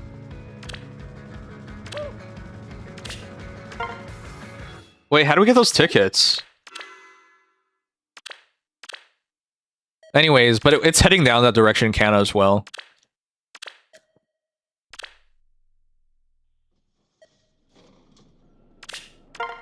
Anyways, summing it up, politics shouldn't be like this. Politics should be where you come together because it's for the same country. You come together because it's for the people of which you're a part of. Politics shouldn't be like that, but they've made it into us against them, even though there is no them. It's us against us. It's so bad. Oh, forging bonds. That's right, I haven't done it yet. When Canada becomes conservative, the USA will become liberal. Yeah, I think there's less than a third of Canada that are actually conservative.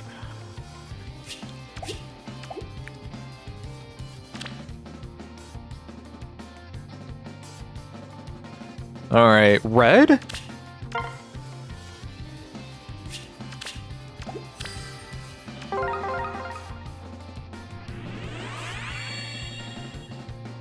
Are you not doing that right now? In terms of being divisive of politics?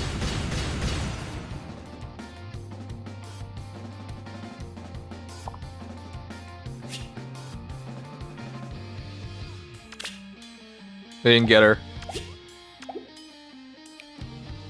Brave Band of Forging Bonds? Okay. It seems the new Pacini is pretty bad for PvP. We went over that. She has a B in rating for PvP.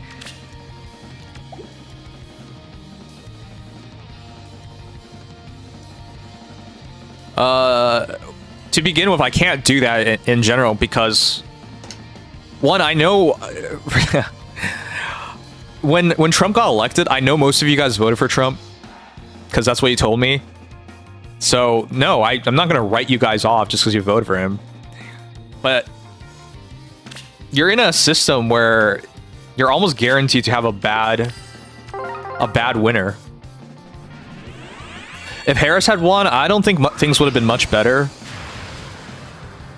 It would have been slightly better, IMO. Like, you wouldn't have a war in Iran, probably, but I don't think she would have made a good president either way. So, to answer that question,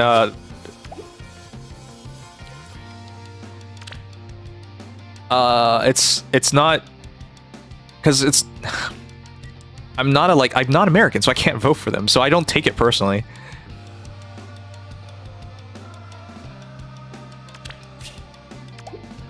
Let's go for Carlos. B as in best unit. No, bottom right.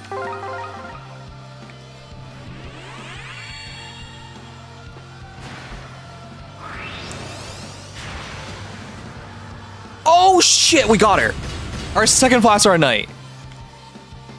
I am Tana, Princess of Frelia. As long as I have this bow, my brother entrusted me, I'll never lose. We never had her. Guess Ivy's, guys.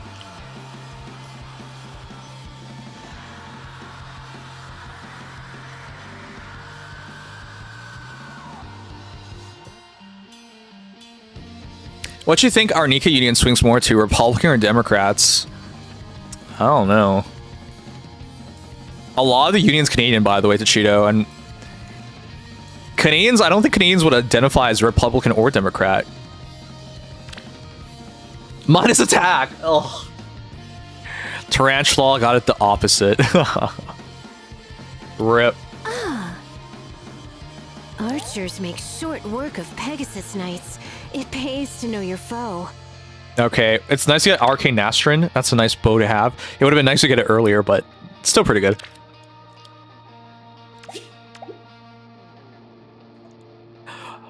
So,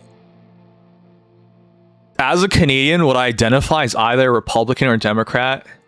Definitely not Republican, because conservatism is the minority in Canada.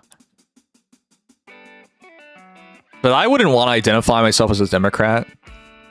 No thanks. I'll identify as an independent. There you go. Okay, so those are proposals. We got 2 heroes tonight. That's pretty good.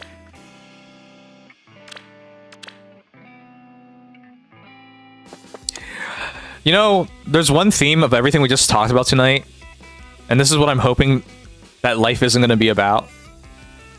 Picking the least worst option. Hoping for the least worst outcome. I really hope we have like a better outlook on life where we can hope for better and experience better, instead of just hoping that things don't get worse. I really miss, I don't know about you guys, you know, when it was turning to the year 2000, some of you guys were born after 2000, but when it was turning into the year 2000, I was still really, really young, but I remember as like a super young kid and impressionable, I remember seeing like the idea of like the 2000s having hover cars, going to Mars, you know, like having cities on the moon. Like that was the world I was headed into as a kid, where it's just like you're just hoping for the best and hope, like having like these huge expectations and imagination of the future. And then you become an adult and you realize none of that ever happened. And as an adult, you just don't want things to be worse. That's pretty rough, huh?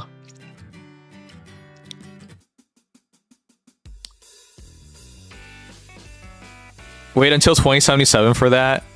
Yeah, okay. I miss having like just positive outlooks in the world, and that's it.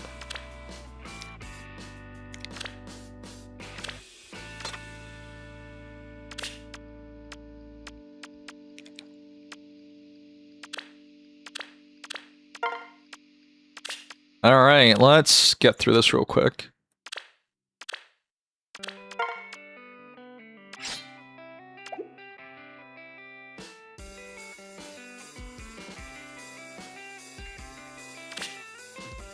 Is there any point changing team if we just effing Yes? No, I'm gonna just throw it.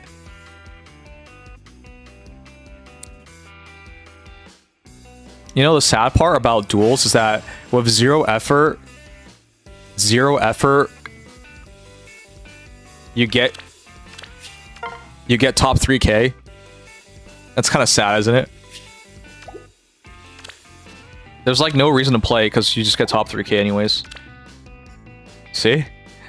There's no point in playing. If I play, I won't make it to top 1K.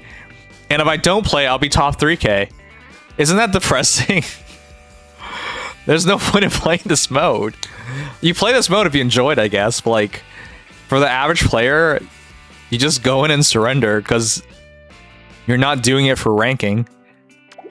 There's not enough people to do outside top 3,000.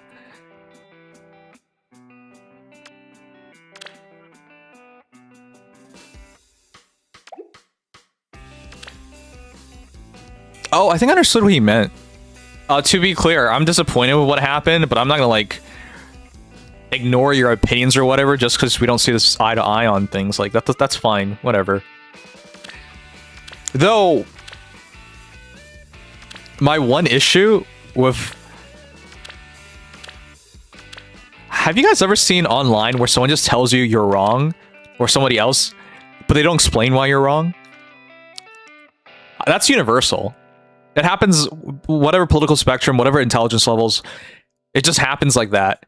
And that's the part that always gets to me, because of course you're not going to convince anyone. Because all you did was tell them they were wrong. You don't explain why they were wrong, how they were wrong, or what they missed, or anything. Like, not being constructive is the biggest issue of everything, because it's not that people are ignorant or willing or trying to be ignorant. It's just there's not even any effort in, like, it could all be useless, you know, and that no one would listen to you anyways, but that fundamental level of effort given to try and see someone else's side and try to understand or try to explain and try to like provide proof for, that's not even there anymore. And that just makes sure we're like in a world of ignorance where I don't understand, you don't understand, and nobody wants to understand. And then that's it. We're fucked. Alright, let's pull our free hero, because I actually set up for a Ninja Camilla. I need to make an Ether Raid's defense team with her, and I just think she'd be really good there. Still not playing STR? There's no point in playing STR.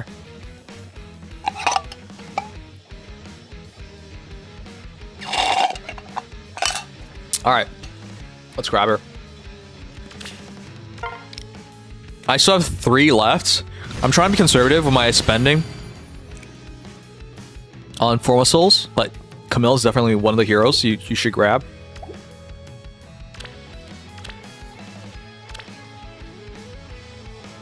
Once you hit tier 13 at SDR, SDS, there's no point in playing. There's already no point in playing. Sigma. Top 3K. I'm losing 2... You saw it, right? There's no point anyways. Why should I work for... Why should I work for 2 more paper and 6 more flowers and 1 more rock? That doesn't make any sense. So, you know, you're right. Like, if you hit tier 13, you'll just be top 1K every time. But for this little gain, it's not worth it anyways. You're in tier 13 already? Oh, you're saying I was already in tier 13. I thought you were talking about... This fucking dude.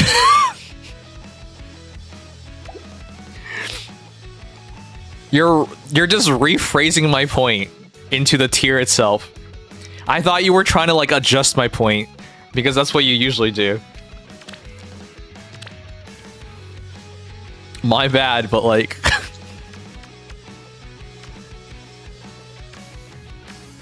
let's do this.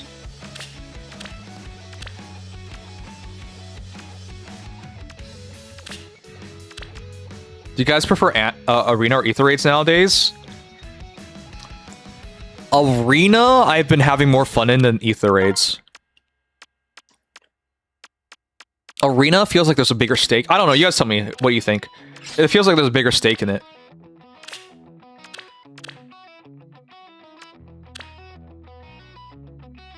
Plus 11, Sothis, yeah, I know. Alright, we're making a +1 Camilla. It's a good thing I didn't merge her up. This is fine.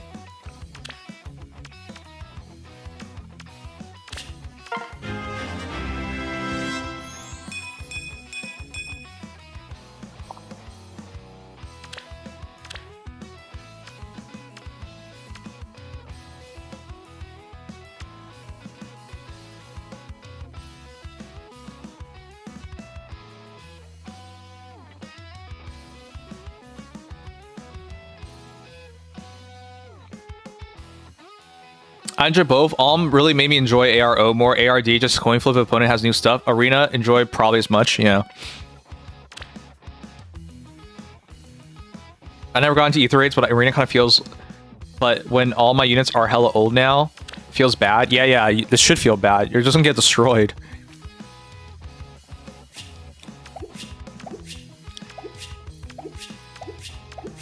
Can we do Arena, guys? I don't think so.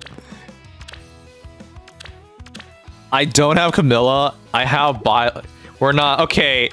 Normally, I would play Arena tonight, guys, but there's no point.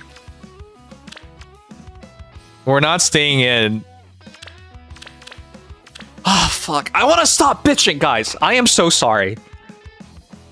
I promise you, I'm not this negative. Do you guys remember... Hold on.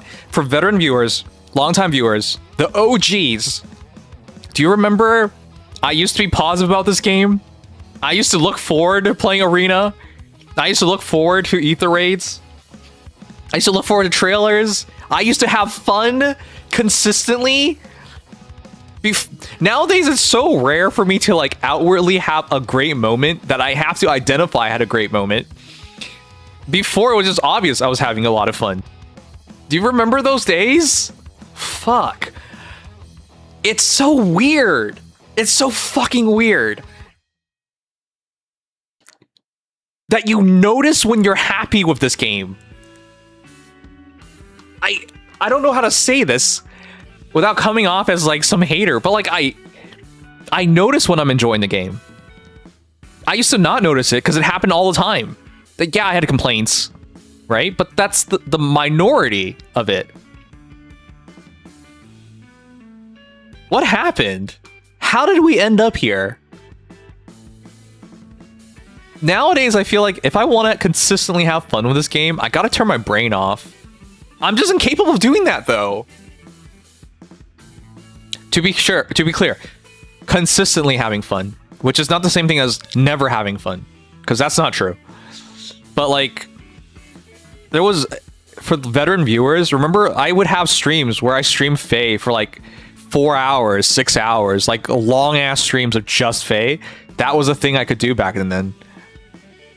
I never used to worry about how did I kill Jormungandr. Yeah, now we have to like, before it was a tactics game, right? So you wouldn't really worry about killing a hero or something because you're like, well, this is what I would do in that situation. You wouldn't worry about it because you could figure it out in the moment.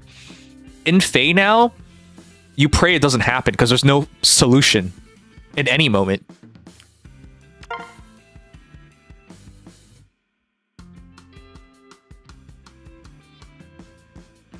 Now is a toxic relationship. Yeah, weekly rush Faye and watching loose in ARD because that's all we vote for. Yeah. Yeah, you remember Olge. Dual Dagger is barely score bot, but Pathfinder's there. Yeah, Faye done this themselves, only enhanced by some of the competition. Now it's that you gotta need recent units or recent skills stacked on ones you already have if they're doing stuff that is.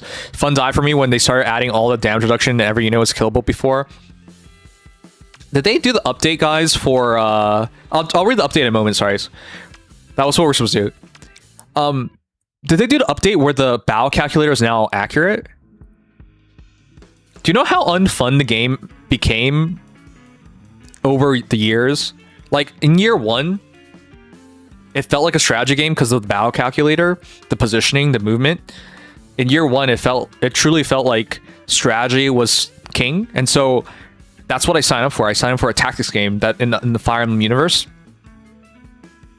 But in 2026, the battle calculator has no meaning whatsoever. It could do. You saw in the trailer, like Balder's doing 88 times 3, and then she hits it 0. And you're like, what the fuck? And you can't even fathom it. There's so much stuff going on, you can't even fathom anything anymore. By taking away what people signed up for, it hurt the game in the long run. You either kill, you died, or draw a fight. Yeah, that was years ago. That was like before Regan and the book came out, and that's why the light flickered and died. Yeah, I haven't used the battle calc in so long, and now it's just pray you can kill. And yeah, nowadays you just check if you can kill or you draw. Which is wrong. They should have updated that a long time ago. Bad Pull's really dragging on time. You want to play this game? Yeah. Alright, let's check out the notification.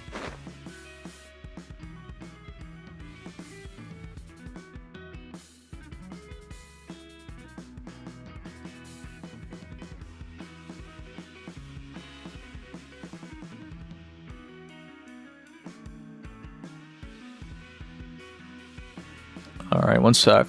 Let's check out the update.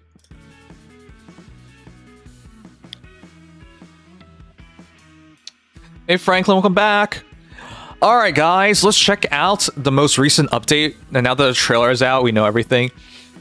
Or the update will be out soon and we'll know everything for sure. No. All right, can I just one last rant? I know I'm super ranty today. I hate how they're wearing the same shirt, same top. It's slightly different, right? Corn is more undercut, Bob is a bit higher up, but outside of that, it's just like a palette swap. And I guess the pattern is slightly different. Don't do that. You guys remember back in the day where they would have two very unique swimsuits from each other?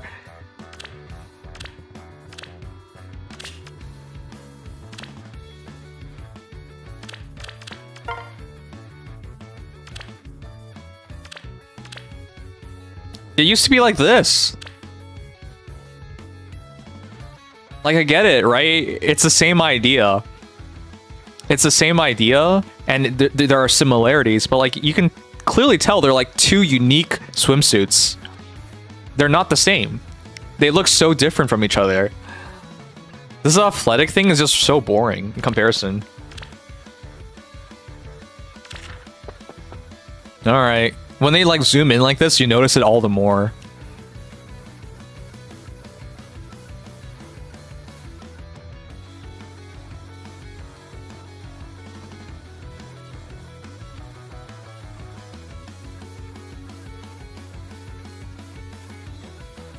There's a free TD hero. Let's go. What's going on here? All right, guys. Update notification time. It is happening on July 6th. New skills are being added for a legendary hero and mythic hero. Lineup of limited time combat manuals is being updated. New weapon skills and weapons for fun are being added. New memento events are being added to Hero's Journey, and ether rates is being updated. Let's check it out. Guinevere is updated mythic hero. Or sorry, legendary hero.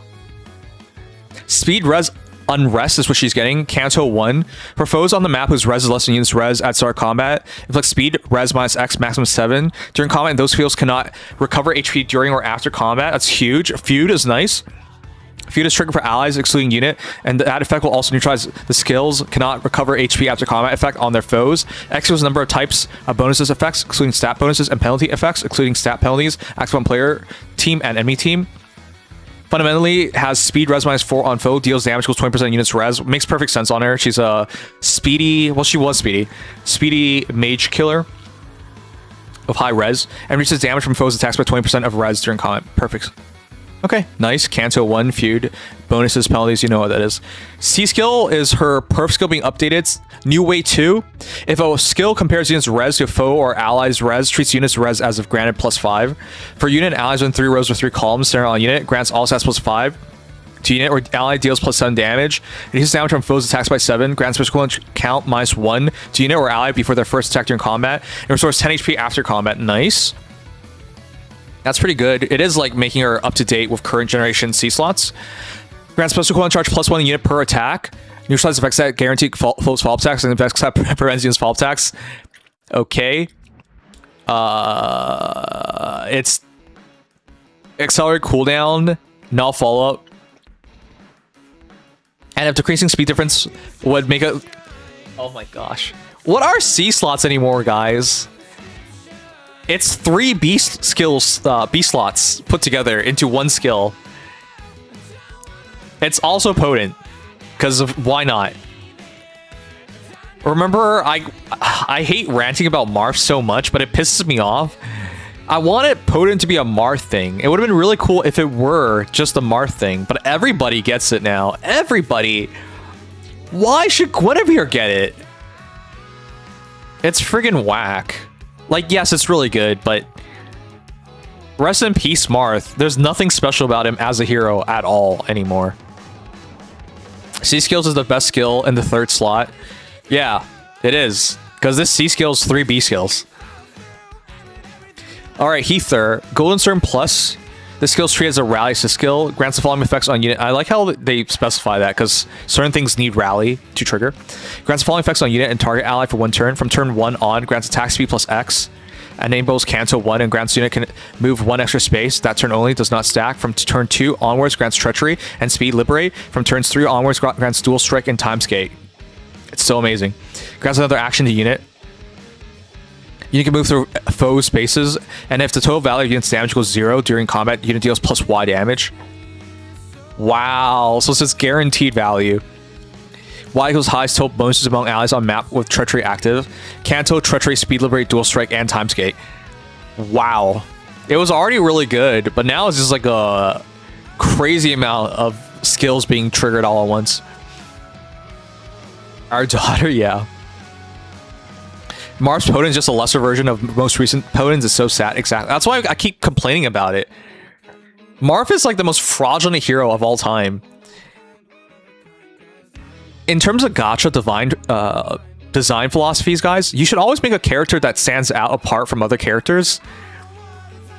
That should have a unique factor to them that lasts year, if not years, And while, yes, it's been over a year, within the first year, there were other characters potent. You can't have a design philosophy where characters get replaced so quickly or lose their uniqueness so quickly. But unfortunately, we're there. Alright, attack speed favor. You guys know what it does. So if rally resist skills used, attack speed 6, empathy, reduces the percentage of non-special reduced damage by X. Okay, this makes perfect sense. I'm just gonna skip it. You guys know what it does. Inherent stats of speed defense res minus 4, X plus 7 damage, da da da. Yeah, you get it. It's perfectly synergetic because with Golden Serpent.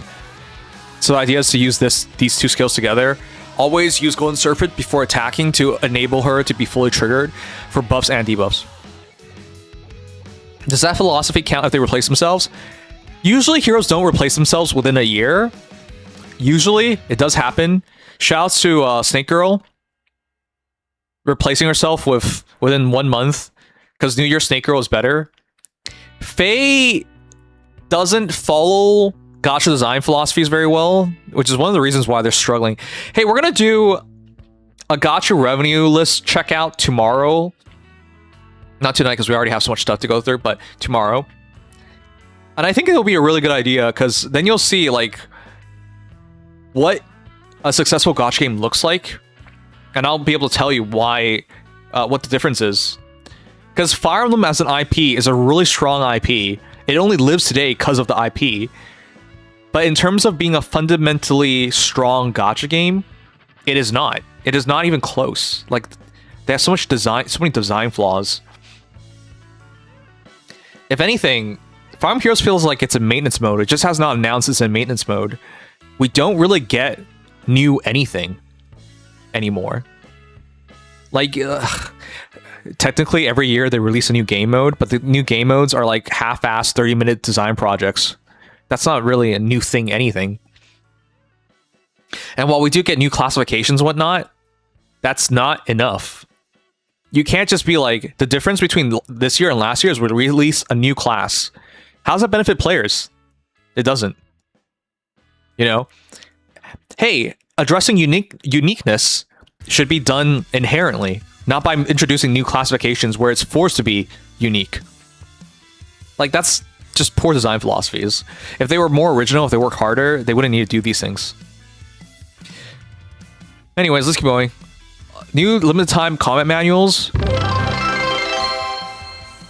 Try this Gemini prompt. Vibe code me a new, fun game mode for Fire Emblem Heroes. Make no mistakes. Have you guys been using AI more and more often? I use this for like everything nowadays to help me in my life.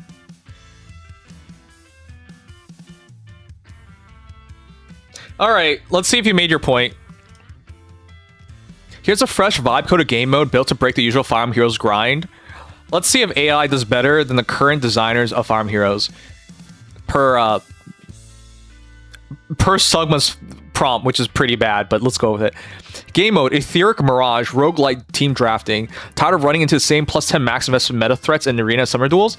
Etheric Mirage strips away your carefully... Like, this is actually not a bad name. This is actually already a better name than most things they have in the game. Carefully curated builds and force you to draft, adapt, and survive a shifting maze of illusions with whatever gacha gods hands you. Concept.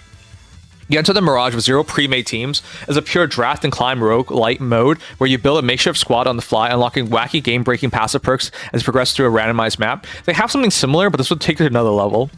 Opening draft, you're presented with 3 random 5-star heroes. So we have something similar, but they let you pick the heroes. But I don't like that. This is better. Like, this is puts in more variables, which adds replayability. Fully leveled up and equipped with their base kits. You choose one to be your team captain. That's already so different. You repeat this process 3 more times as you have a ragtag team of 4. The twist, the draft pool pulls from the entire Faye catalog, letting you try out rare seasonal mythics or old school favorites you never pulled. Wow. That's already better. Is it fundamentally revolutionarily different? No. But it is better. It is more original. The Mirage board, the map, instead of a linear chain of battles, you navigate a branching hexagonal grid. Think Slay the Spire or Ether Raid's layout, but dynamic. Each node offers a different encounter.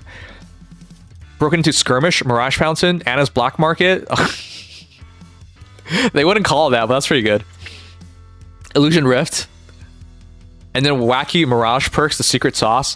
This is where the mode gets fun. As you clear nodes, you collect passive Mirage perks that break the core rules of Fae. You can stack up to 3. Gale Force Symphony, Weapon Warp, Passive Torch, Desperation Overdrive. Yeah, some ideas. Rewards and seasonal cycle, Wyatt vibes, 0 pay to win. That's what people want. No stress permadeath. Draft hype. Ugh. Alright, you made your point, man. Can we just hand farm heroes over to AI? They would do a better job. Isn't it depressing? If you hand Fae over to AI, you would probably have a better game. Good night, Elderoon.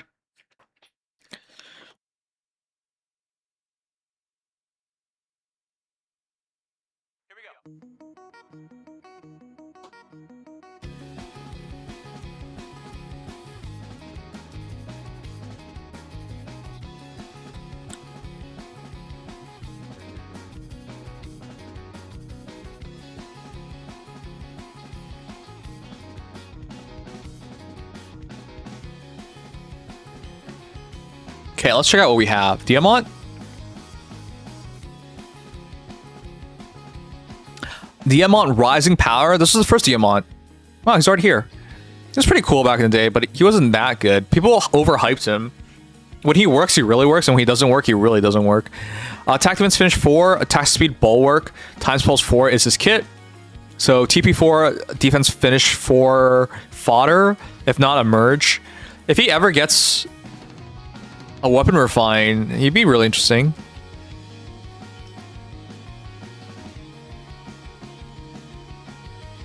Next, we have Alear, Summer Alear. Speed res finish 4. What? Nelson's up 4. That's pretty cool. Even res wave D. That's potentially like a full-on kit you can inherit. Yeah. Can I point this out, guys? Alear's summer costume is already better than whatever we got this year. Tell me if I'm wrong. It's not super exciting, but it's better than what we got on both banners.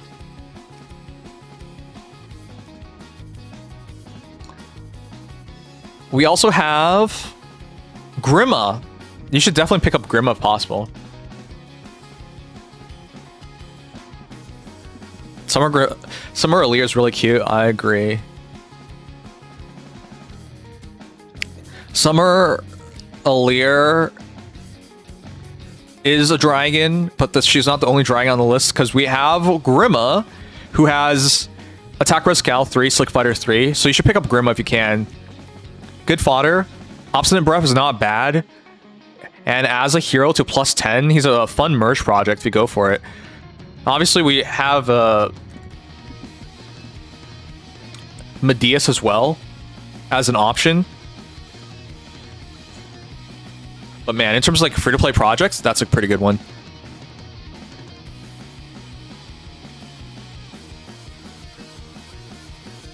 Even Res Wave D is insane for a manual if you're making a dragon without a C slot. Exactly. It's so good. Wow, that's a big group. What the heck? Alright, I'm glad I'm not doing this live. Guys, that's so many heroes. What the heck? So we have Basilio getting refined. That might be interesting. Basilio could be a good hero. Basilio's not crazy in terms of base stats, but we've been getting some really interesting weapon refines for free-to-play heroes as of late.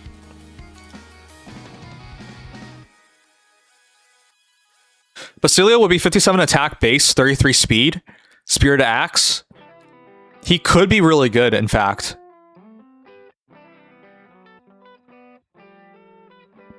Brigand Boss getting refined feels wrong, but that is a thing. 56 attack, 35 speed, so similar to Basilio. Vulture Axe, so he wants debuffs. That'll be interesting to see if they make Brigand Boss good.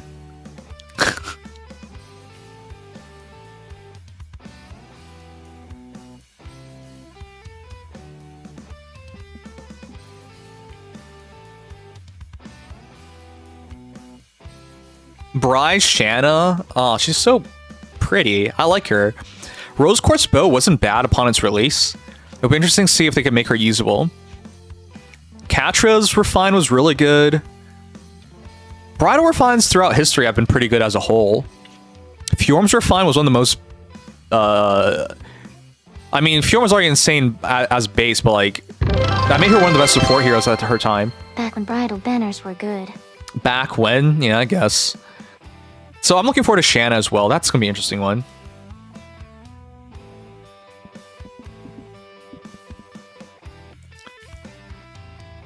You know, one of my favorite names in games is Hugh.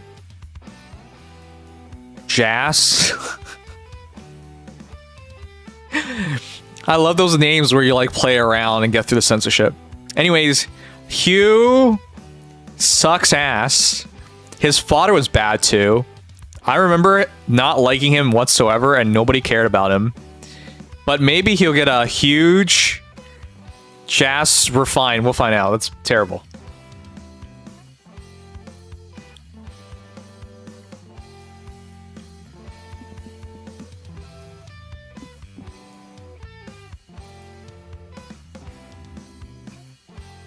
Heather we already knew was going to get a Refine, but yeah, Remote Sparrow, Magnol, Follow, and Panic Smoke 4 were her kit.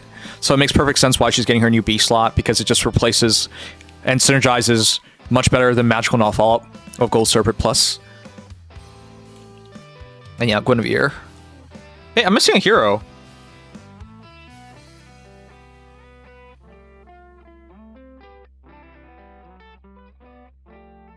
Here's Guinevere, Speed Rest Finish Forward, and also the Rope 4, Burns New Way. We're missing... I forget his name. Joshua.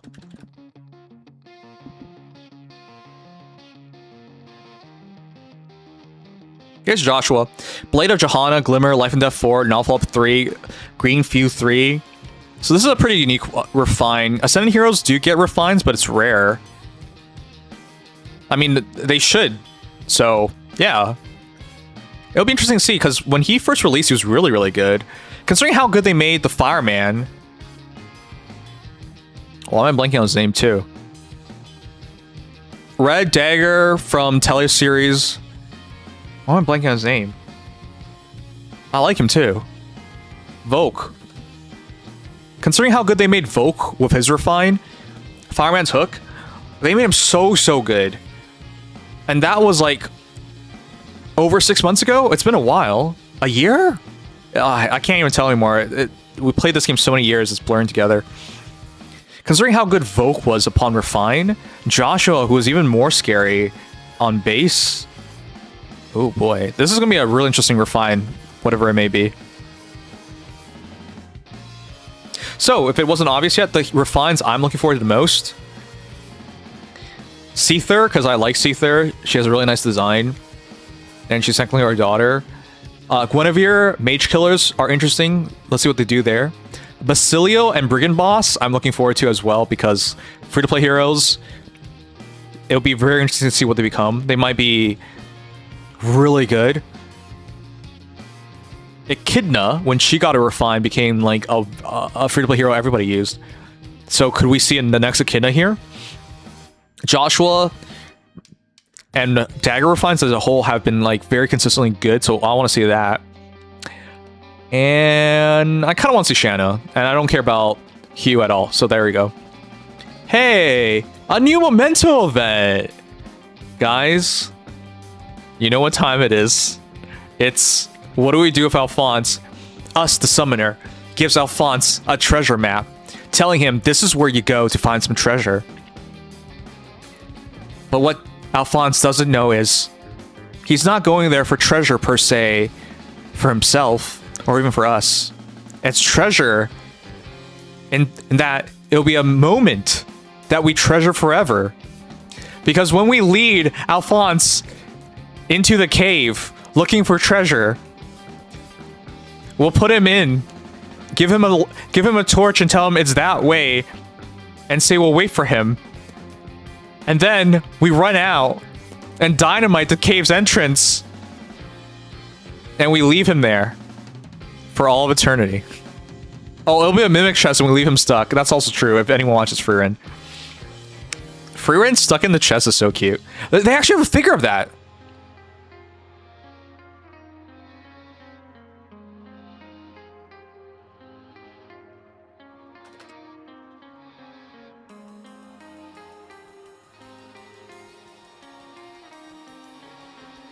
Have you guys seen this? It's so good. I want to buy one. It's from Sega, the Luminasta series. With the mimic chest, you put her in the chest. But you don't have to put her in your chest because it just looks like she's Orzing. There's actually several of these figures too. It's pretty good. I like it. Look at her expression. So good.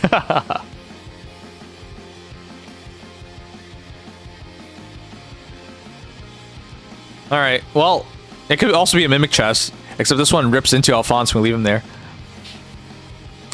Ether Raid upgrades, Bolt Tower up, Ether Resort updated, 2 new songs, Concert Hall Pleasure Capital from Fire Emblem Fates, The Darkness from Fire Emblem Echoes, Charles Valentio. And Summer Duels upgrade, whatever. 2 new heroes, it's going to be Anna, Secret Charmer, and Miklan, Destitute Rebel.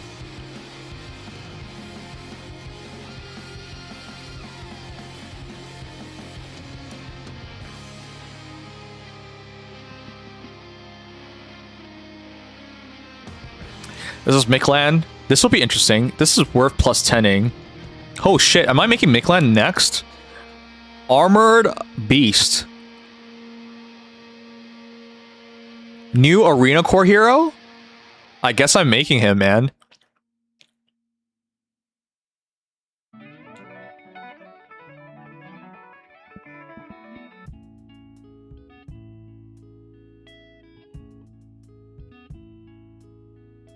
Here's Anna, Secret Charmer, Bridal Anna, Heartbroker Bow.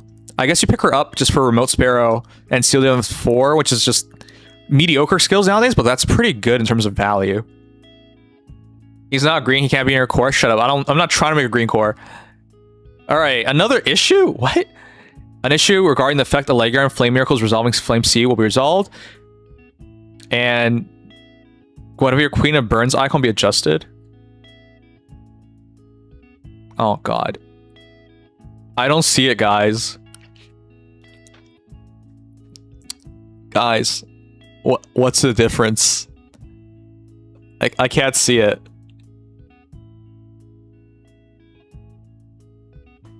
The white on the left or ahead?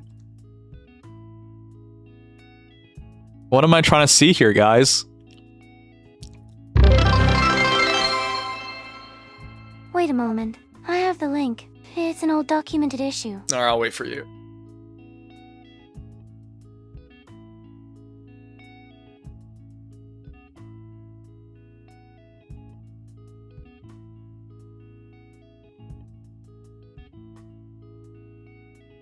Wow, you actually got it quickly. Usually you're not fast.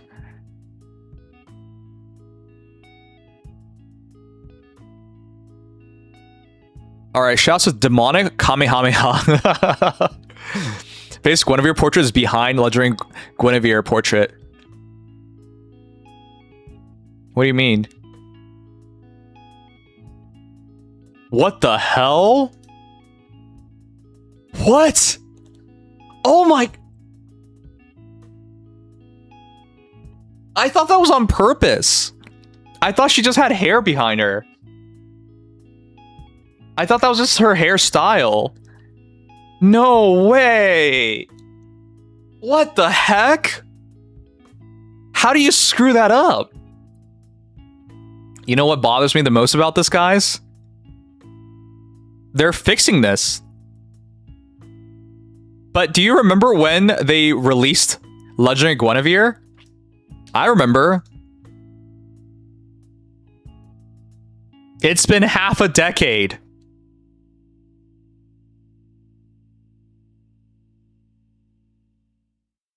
Oh, no, sorry. It's not half a decade. Sorry. It's been 3 years. June 28th, 2023. It's been 3 years. This is what they fixed after 3 years? nobody would have ever noticed, but that's a heck of a mistake. Guinevere's portrait was 2 Guineveres. That's so messed up. Oh my god. How do you make that mistake? I have no idea. This game made $1 trillion. Sorry, not trillion. This game made $1 billion. They wish they made $1 trillion. This game made $1 billion, guys. How they manage to make $1 billion like this? An issue causing Unaka aid will necessarily display da. Okay, cool. Baldur Eternal Shimmer Sprite will be adjusted. That's all the news. Let me know what you guys think. Alright, that's our update, guys. Give me your thoughts. I'm so glad they waited until Refine for Guinevere to fix her portrait.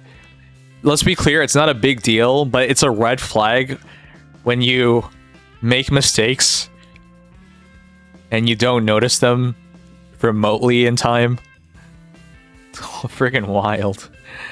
I'm looking forward to Refines. There's some good manuals. Oh, man.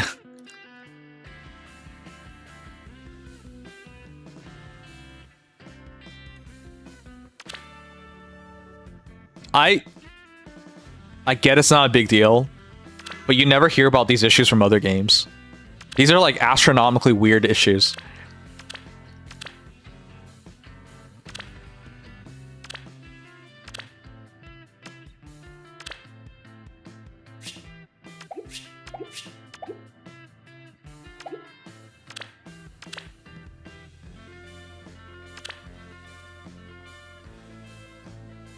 I like the next TT hero we're getting. I haven't seen it.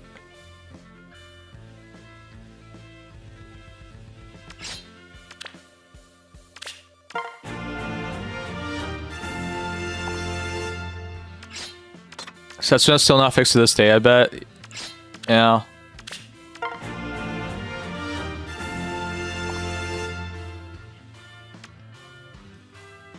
Final sentence on trailer notification. Who is it?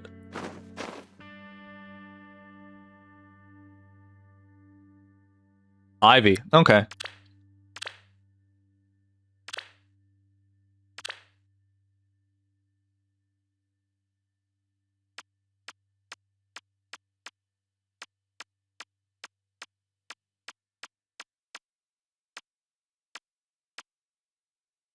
Rebecca had to wait for a resplendent. Yeah. The invisible bowstring thing was for years and years. The previous Summer Ivy. Okay. Well, that's what I was saying. That's why I was like, partway through, I was like, oh yeah, we don't get new Tempest Trial heroes before during the trailer.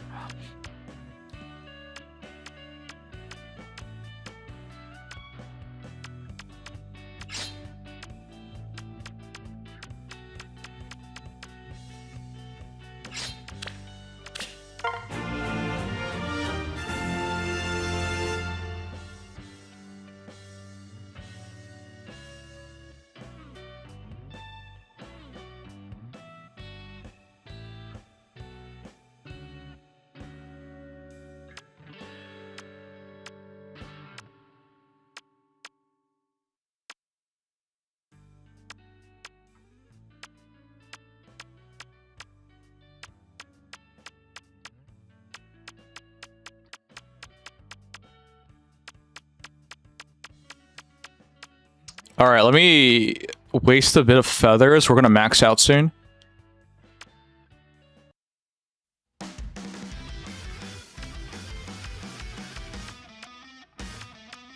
The Do the Asker video is not canon. Asker was dead at that point. You can't... Just because it shows up in official stuff doesn't mean it's canon. Just because Nintendo officially posts that video doesn't mean it's canon, dude. Come on.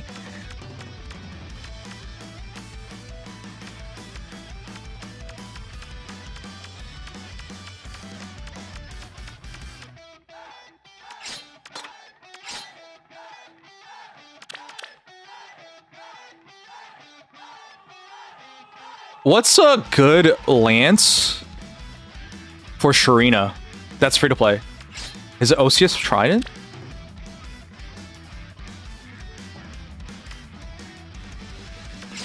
The bottle lands? Okay, we'll just take it then.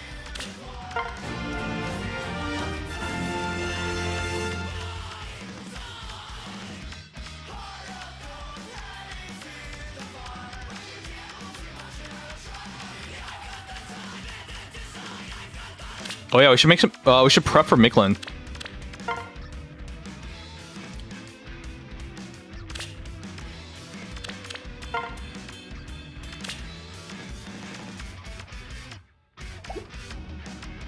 Am I already prepped?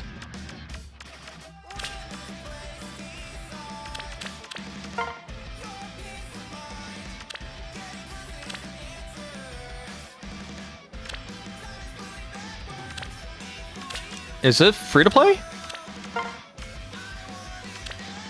Yeah, I think I already upped Micklin.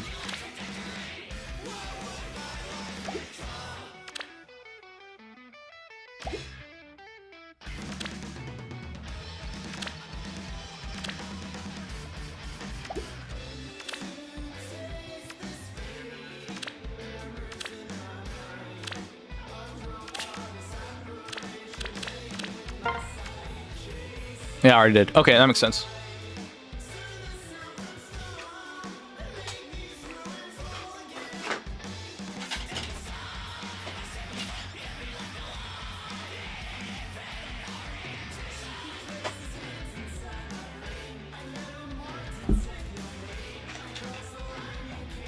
Johanna's Lance?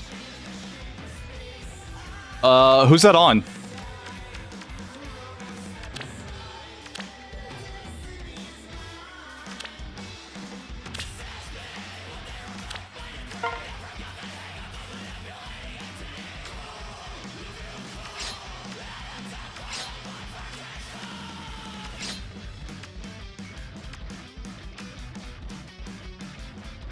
Oh, Saber.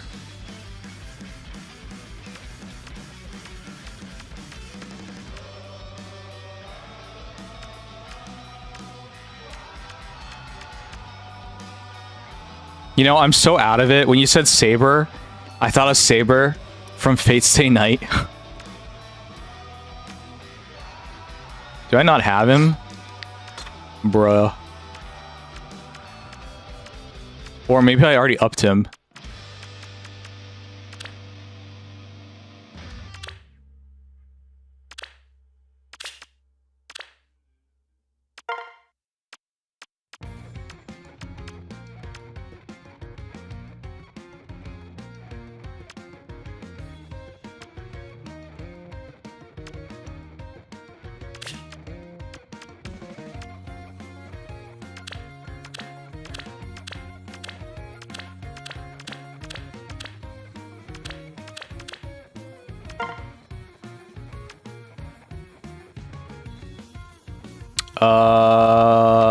I don't have him for some reason.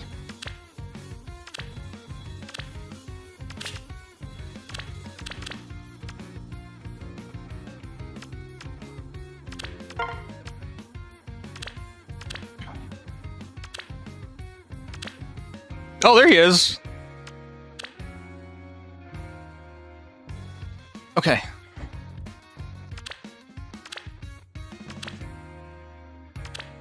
How old is Saber? Yeah, he's here. He's here. I got him. I got him. All right, we're good.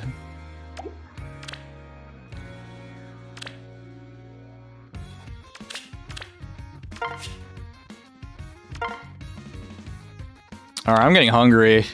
I haven't eaten. Oh my god! What are we up against? Team Ingrid with Hilda. That's wild. All right, against Team Ingrid, guys.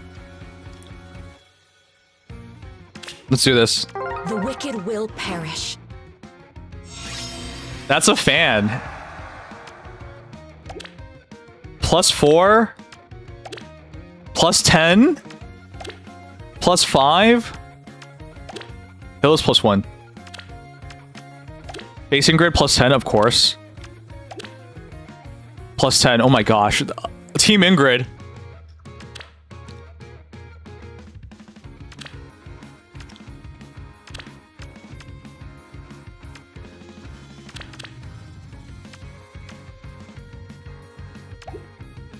All right, let's fight it. I don't want to lose against Team Ingrid. It'll be sad if we lose. Who should I lock down? Silver Spoon Man.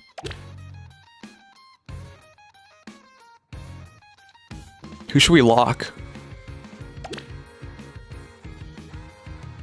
I don't remember what Ingrid's do. It's been so long. I'll go from center though.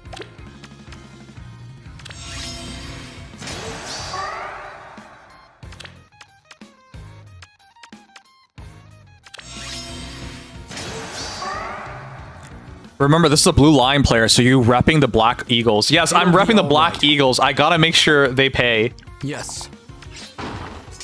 I am here. Sigurd with the easy hit first. Okay, there's no way this is a serious team.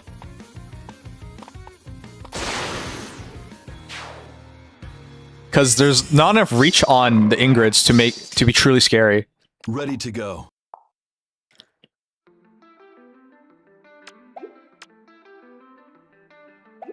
We'll handle them. Yeah, there's no way this is for reals. We only have 50 HP though. Leave it to me. They only have one range hero, and then super teleportation. Ready to go.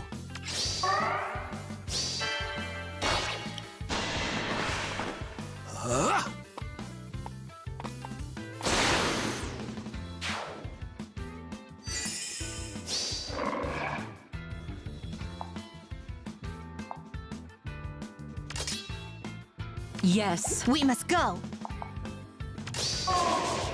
Expect nothing less. I will go.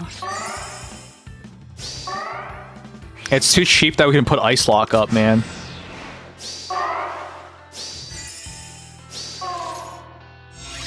Ice Lock is too OP. Alright. Now we can get rid of Hilda. Edogar with Grima horns. Alright, we want to leave the slowest one alive. I am here. Aw, this wasn't that exciting of a fight though, but it's really cool that they did Team Ingrid.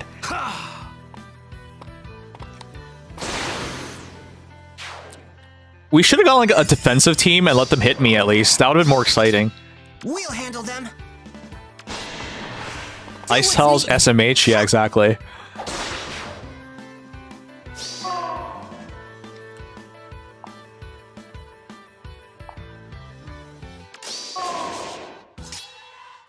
Together. Speak.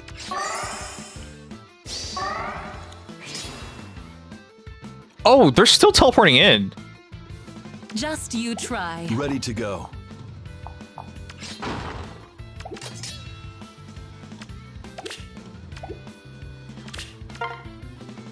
We will not lose.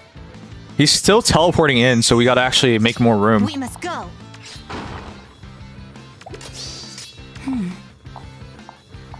Expect nothing less. I also have to get my Frey all the way up there.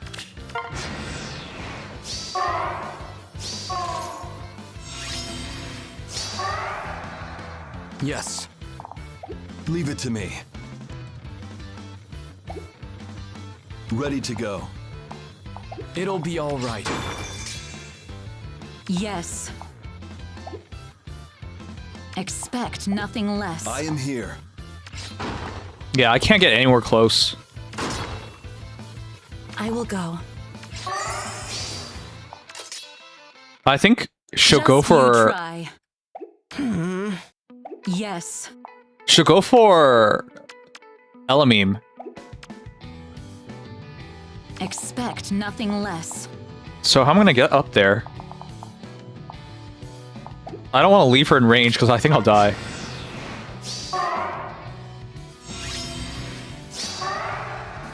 Just you try. We must go. Speak. Together. Ready to go. Okay. We just wait.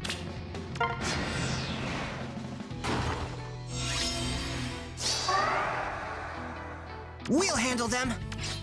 There's no way. There's no way Edelgard's in trouble, Leave it to right? me.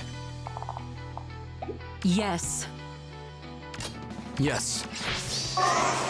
Ready to go. Expect. That's still nothing too less. far. Just you try. I will go. That's Chaos Seasons. We gotta get the kill Yes. with Freya. There you go. It's funny if you verse a ranger with no warp or Lin Ring and parking Corn Ring next to them to lock them in place. That's a thing. Yeah, that's right. Are you down in green armor, Edelgard? She probably could have taken it fine. But I'm not risking anything.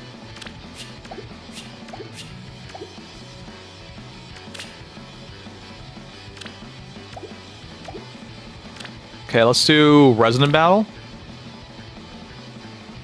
You ever had a green tick there? Sigurd's version 8, so use a bonus unit too. Yeah, well, you're smelly. Yeah, your pee-pee is small.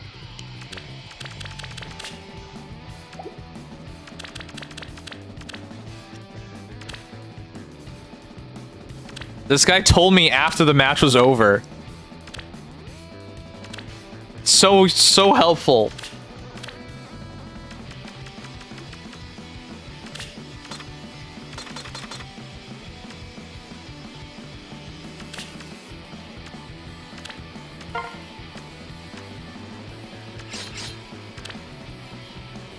Guys, I'm willing to bet we can't make it in. Even with a plus 10 harmonic Lin, I don't think we can make it in. It's so annoying. Imagine getting plus 10 harmonic and you still don't stay in. Like, what the shit?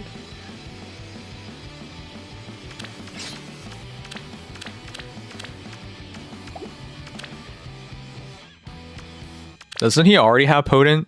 He does. Why do we have double potent on him?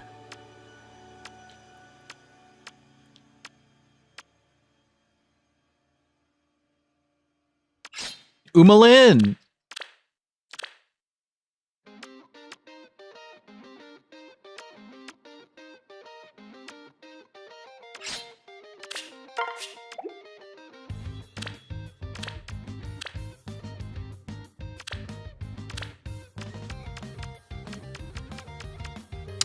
Why is plus 10ing heroes so hard in this game, guys?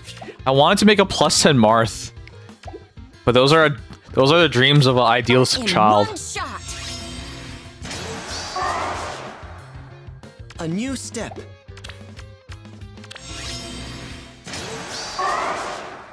You have orders? Boo! Did I scare you? With hopeful hearts. I'll watch over you. We go together. Yes. Isn't that the wrong way of putting it together? We go together. Are there band? Got it.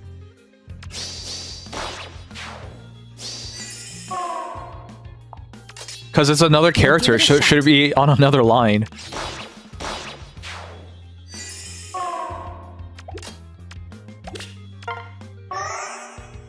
Leave it to me.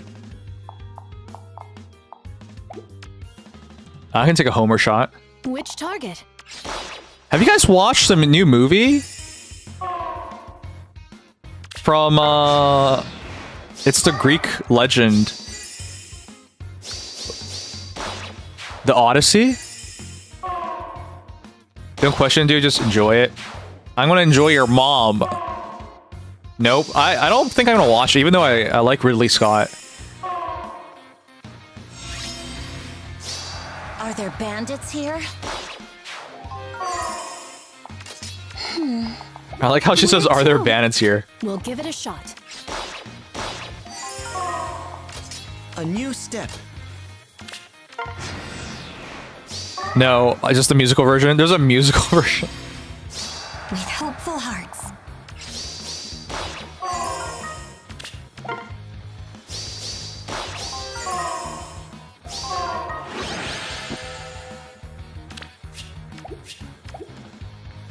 All right, we're done.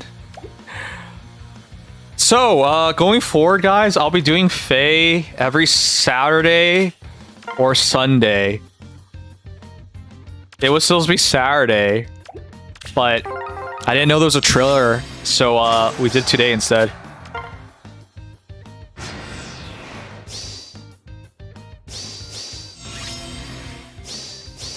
Animatics and songs is like 2 hours long of songs. I didn't know you were a musical guy. I bet you're a High School Musical guy. I bet your favorite actor is Zac Efron. I bet your dream job as a kid was to become a High School Musical singer. We're all in this together. I fucking knew it.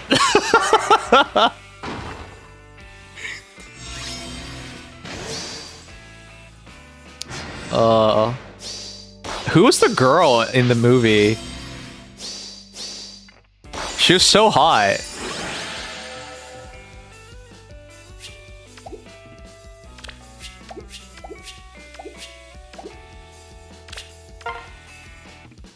Vanessa Hudgens? Oh my gosh, this is what I mean. I knew it. I knew it. We have gooners in here. Yeah, she was hot.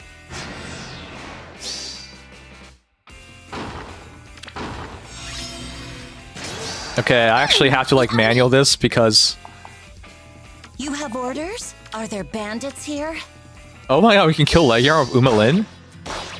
Barely. Exact lethal. A new step.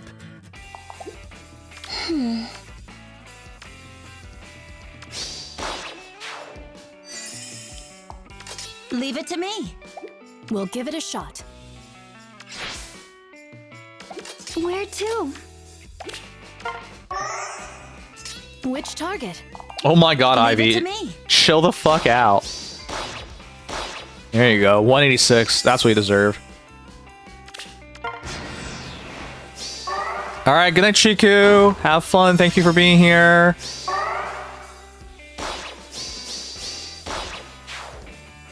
Would you guys watch me play Pokemon Let's Go Pikachu?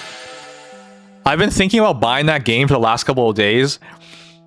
Because it's a very basic Pokemon game. And it's of a region that I played as a kid. So that's kind of more exciting for me. It is not a full-on Pokemon game and you can beat it fairly quickly. I've been thinking about buying it. Better play the Fire Red Pocket Edition. I'm trying to pick something easy to start with. I'm still going to work on finishing Space Marine 2. Space Marine 2 because we're also going to do it.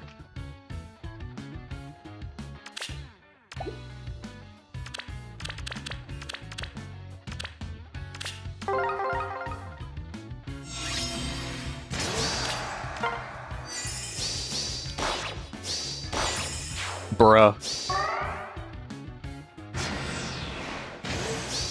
I don't think we're winning this. Rocket as Team Rocket? Oh, I thought you meant Pokemon Elon Musk edition, where you just try to make a rocket company.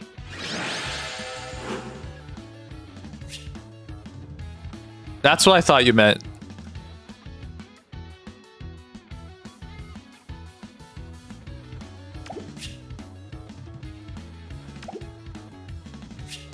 Watch it fail, shiny. Thanks, bro. Alright, let's see what... Can I log in?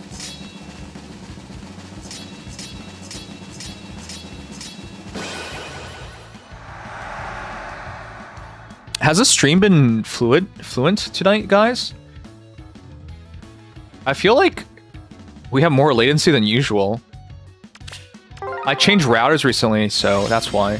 I'm like worried about it.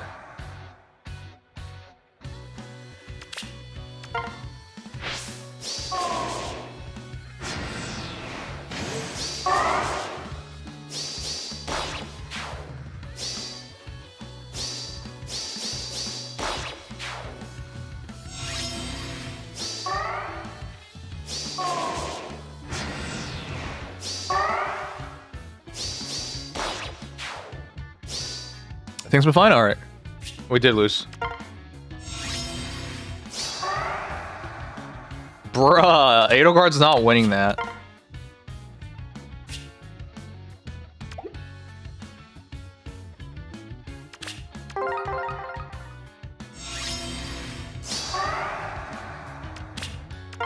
I've been noticing my internet's been hanging a lot more often, but I'm not sure if it's just the websites.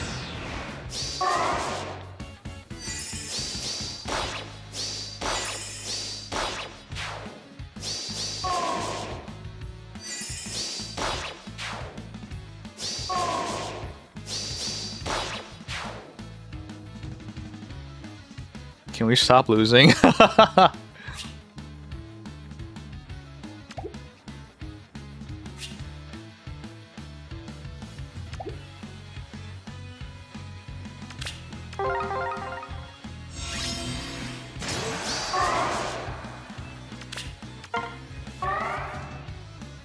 Alright, let's see. Is there anyone we can do?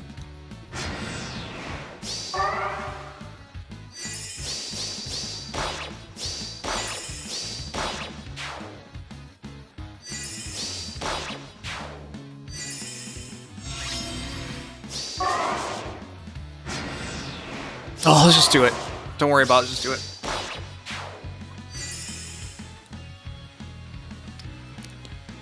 Can we stop losing, for the love of God? Okay, Faye doesn't want me to win, apparently.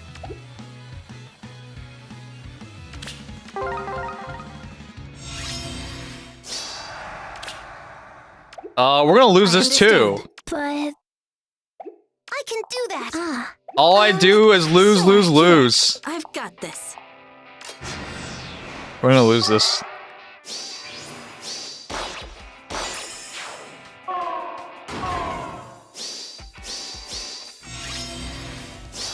What to do?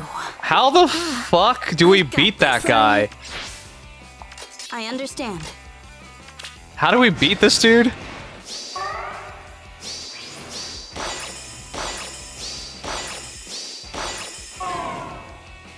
What the fuck? Here. There you go. Eevee Pikachu Edition game? Okay. Bro, secretly on Bio's team, yeah. I had a choice between Eevee and Pikachu. I'll just pick up whichever one's available at this point. Alright guys, we got one last thing for tonight.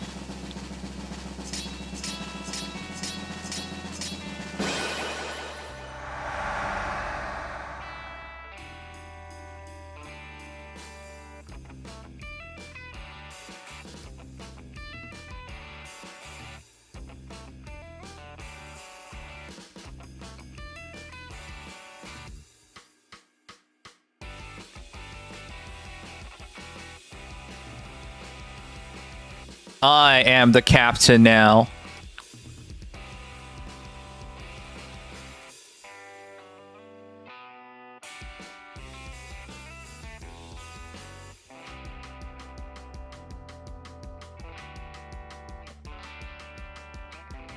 All right.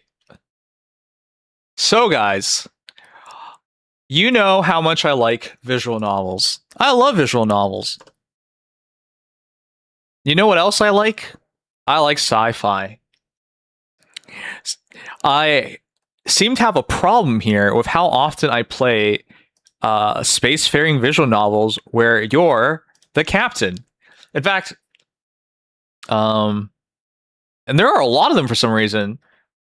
What's it called again? Aw, good night, Gmo. Thanks for being here. In chat low. Does this one use AI? I have to always check disclosures to see if people use AI nowadays. No, they're alright. No, it does use AI. Alright, well, we're going to find out. So, I play a lot of games about being a space captain. My favorite series of before we switched over to the Stoffel picture, it was Sunrider Captain.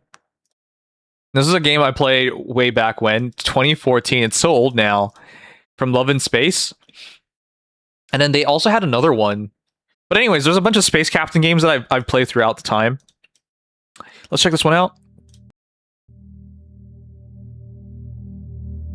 Good morning, Aurora. I hope you're ready for something special. System designation HX. Oh, good night, Black Wolf. We call the planet Harmony, and we call its people the listeners. I'm not your mother. So we're cosmic anthropologists with a really expensive telescope. Got it. Their language This is the isn't cast. just musical, it is music. Imagine a civilization where every building doubles as a musical instrument. Oh, that's interesting. Aliens. But this, a living, thriving culture, this is what we signed up for. This is the dream. They're vulnerable. No way to even see threats coming from space. I'm sure this game's heavily And they don't know that above them. supportive AI, but I think this is a... Humanity is watching, hoping they survive long enough for us to meet them as equals. You ever get the feeling you've been somewhere before? Deja vu, but stronger than normal? I think they've, like... made a pretty impressive package with it.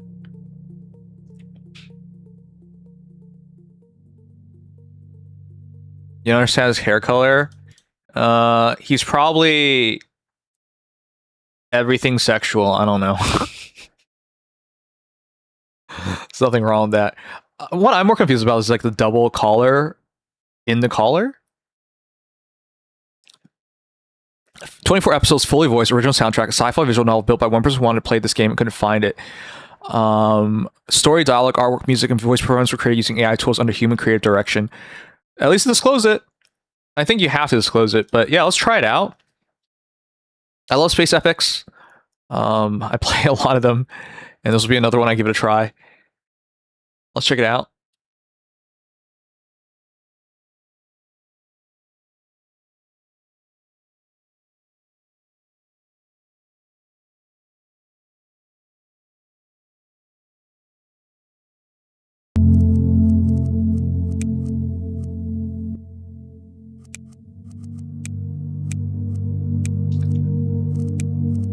Oh, it plays 120 hertz. That's impressive. Let's play at 2560 by 1440. Let's see that. And we do windowed. There you go.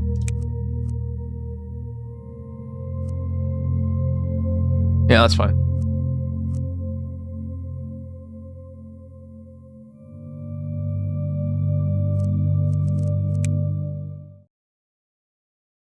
Episode 1, First Light. Your crew is at their stations, 3 years together, professional, optimistic, ready. The holographic projector flicks to life. Admiral Elise Carter materializes, smiling. Good morning, Aurora. I hope you're ready for something special. I should put myself on the right side again.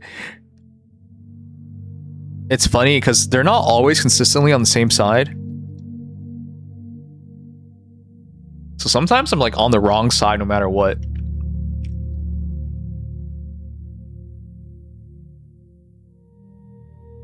There you go. Let's give it a try. The view screen changes. A planet appears. Blue, green, beautiful. Achingly familiar. System designation HX227. We call the planet Harmony, and we call its people Are they the listeners. Are they aliens? Sentient species? That's confirmed? It'll be interesting to see one day when humanity is more technologically advanced than aliens. Confirmed. Survey drones detected clear signs of intelligent life 6 months ago. Organized agriculture and walled settlements. Signs of early metalworking too. But here's what makes them special. The view screen shifts to aerial images. Settlements built with strange architecture, all curves and tall spirals. They communicate through music. Complex tonal languages. Architecture optimized for acoustics. They don't just talk. They sing to each other. Hence, listeners. Okay. Exactly. Your mission is observation only. Protocol 7. High orbit, passive sensors, no contact. Document their culture, assess their development trajectory, and determine if they're candidates for eventual first contact. Prime directive applies. That's interesting.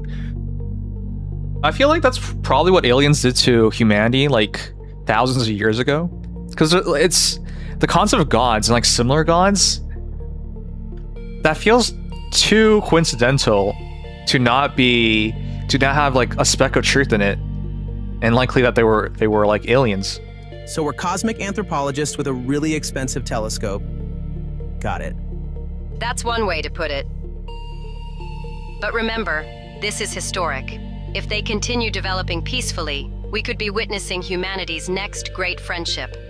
First contact is generations away, but it starts with missions like this. She looks darkly at you. Commander, your crew has the expertise for this. Kira's xenobiology background, Marcus's technical expertise, Amara's tactical awareness, Jax's unique instincts. Knowingly smiles at Jax. Is there a thing between the Admiral and the pilot? I'm confident you'll handle this with the care it deserves. Questions? How do you respond to the mission briefing? Professional acknowledgement, thoughtful consideration. I know that. You take a moment, gaze fixed on the planet, the way responsibility settles. Welcome and right. Take your time, assess carefully. I'll expect your first report in 72 hours. Aurora, command out. She just smiled at us. The hologram dissolves. Fascinating. How they developed language through pure acoustics. This could change everything we thought we knew about communication. I'll establish monitoring protocols. Track any unusual activity. Text signatures, signs of conflict. 3 years, and this is our first pre-contact civilization. About time. What accent is Marcus? So what you're all saying is, we get to listen to an entire planet of beings who sing at each other. Either beautiful or deeply annoying. No in between. Our crew's pretty small for a spaceship. Look at that architecture. Optimized for sound propagation. You don't develop that level of sophistication without serious artistic sensibility. Or they're just really loud. They communicate through music, Jax. Complex harmonic structures. Which could still be really loud. 72 hours of surveillance? They're right. He does have Let's hope they're instincts. not nocturnal. Actually, that's a good point. Do we know their sleep cycles?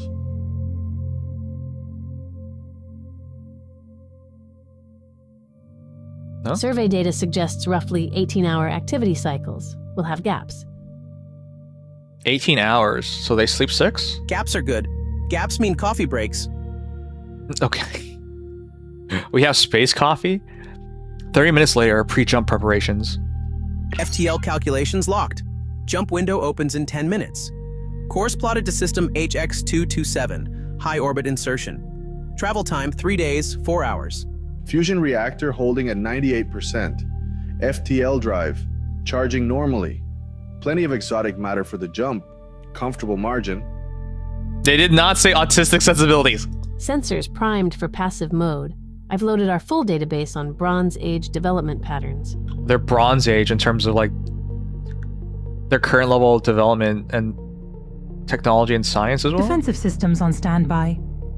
Not expecting trouble from a pre-FTL species, but protocols are protocols. Yeah, in case they shoot at us with rocks. This is actually happening. Space rocks. First alien culture observation mission.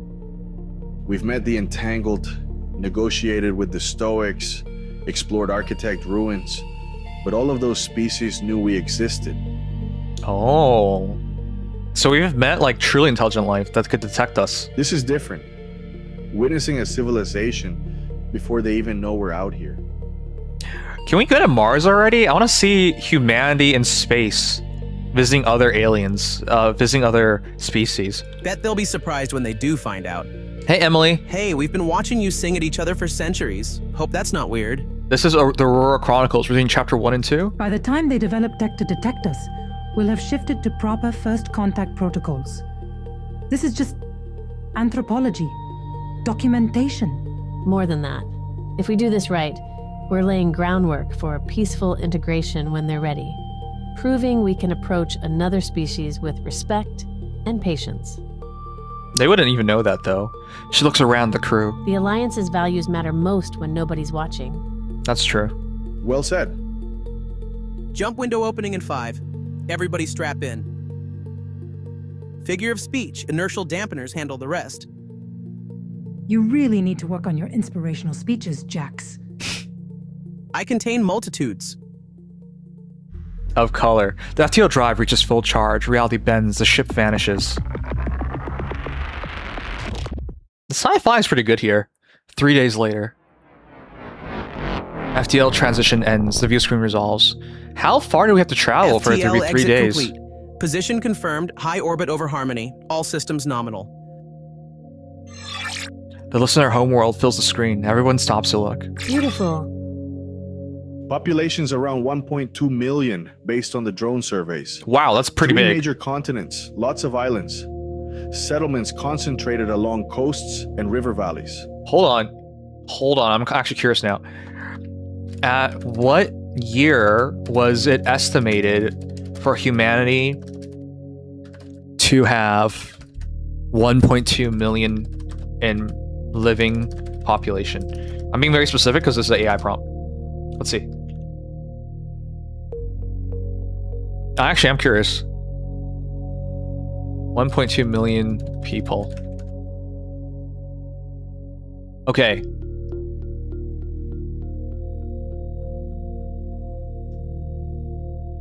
So, if they scale like humans have scaled, roughly 40,000 to 50,000 years ago, late Stone Age is when there were 1.2 million people. That's 40,000 to 50,000 years ago. If that puts it like relative, if they develop like humans do, if they have population, birth, death cycles like we do. Orbital space is clear. No satellites, no debris. We're the only thing up here. They have no idea we're here. Right now, they're just living their lives, making music, raising kids, farming, arguing, falling in love. Do they fall in love? And they don't know that above them. Humanity is watching, hoping they survive long enough for us to meet them as equals. I bet that's how aliens feel about humans. The view screen zooms in, land masses, mountains, rivers. Somewhere down there, someone's waking up to a new Drones day. found about 200 settlements. The biggest has nearly 100,000 people. Wow, that's huge. Resonance City. Pretty significant for Bronze Age. Wow. Sensors are pulling data now. Acoustic and bioelectric Having a big signatures. mass of people The is really listeners are difficult. something else entirely. You have to Their feed, auditory house, processing is incredibly sophisticated provide laws, compared to ours. a community, Any culture. signs of conflict? Warfare? It's hard. Hard to confirm, but early surveys suggest they're not aggressive. Their architecture is communal, gathering halls, not fortifications. Then again, Bronze Age humans had music and art alongside warfare too. Which visual novel are you playing right now, Cultural Kame? assessment's going to take time. We need to understand the basics, how they handle disputes, how they organize, whether they even have concepts like property or hierarchy. I agree. In other words, are they going to be good neighbors, or are we having that conversation a few thousand years from now? Yeah, that conversation, Blunt way to like put it. humans do it. But accurate. We're evaluating them. That's what this is. We're observing them. There's a difference. We're not judging whether they deserve to exist. We're assessing. You guys when think and how aliens to make would also contact, be as violent as if humans? At all. In The that Prime Directive assumes war we is have the perpetual, wisdom to make war is that consistent. It assumes we have the humility to wait until they're ready. That's Kill or different. love? Okay. That sounds interesting. Orbit's stable. We can initiate observation protocols whenever you're ready, Commander. You give the order, the observation begins. Kira's lab, first data streaming in. She's practically vibrating with Commander, excitement. Perfect timing. We need to establish methodology before I start the main analysis. Amara enters, arms I figured crossed. you'd be having this conversation. Wanted to weigh in.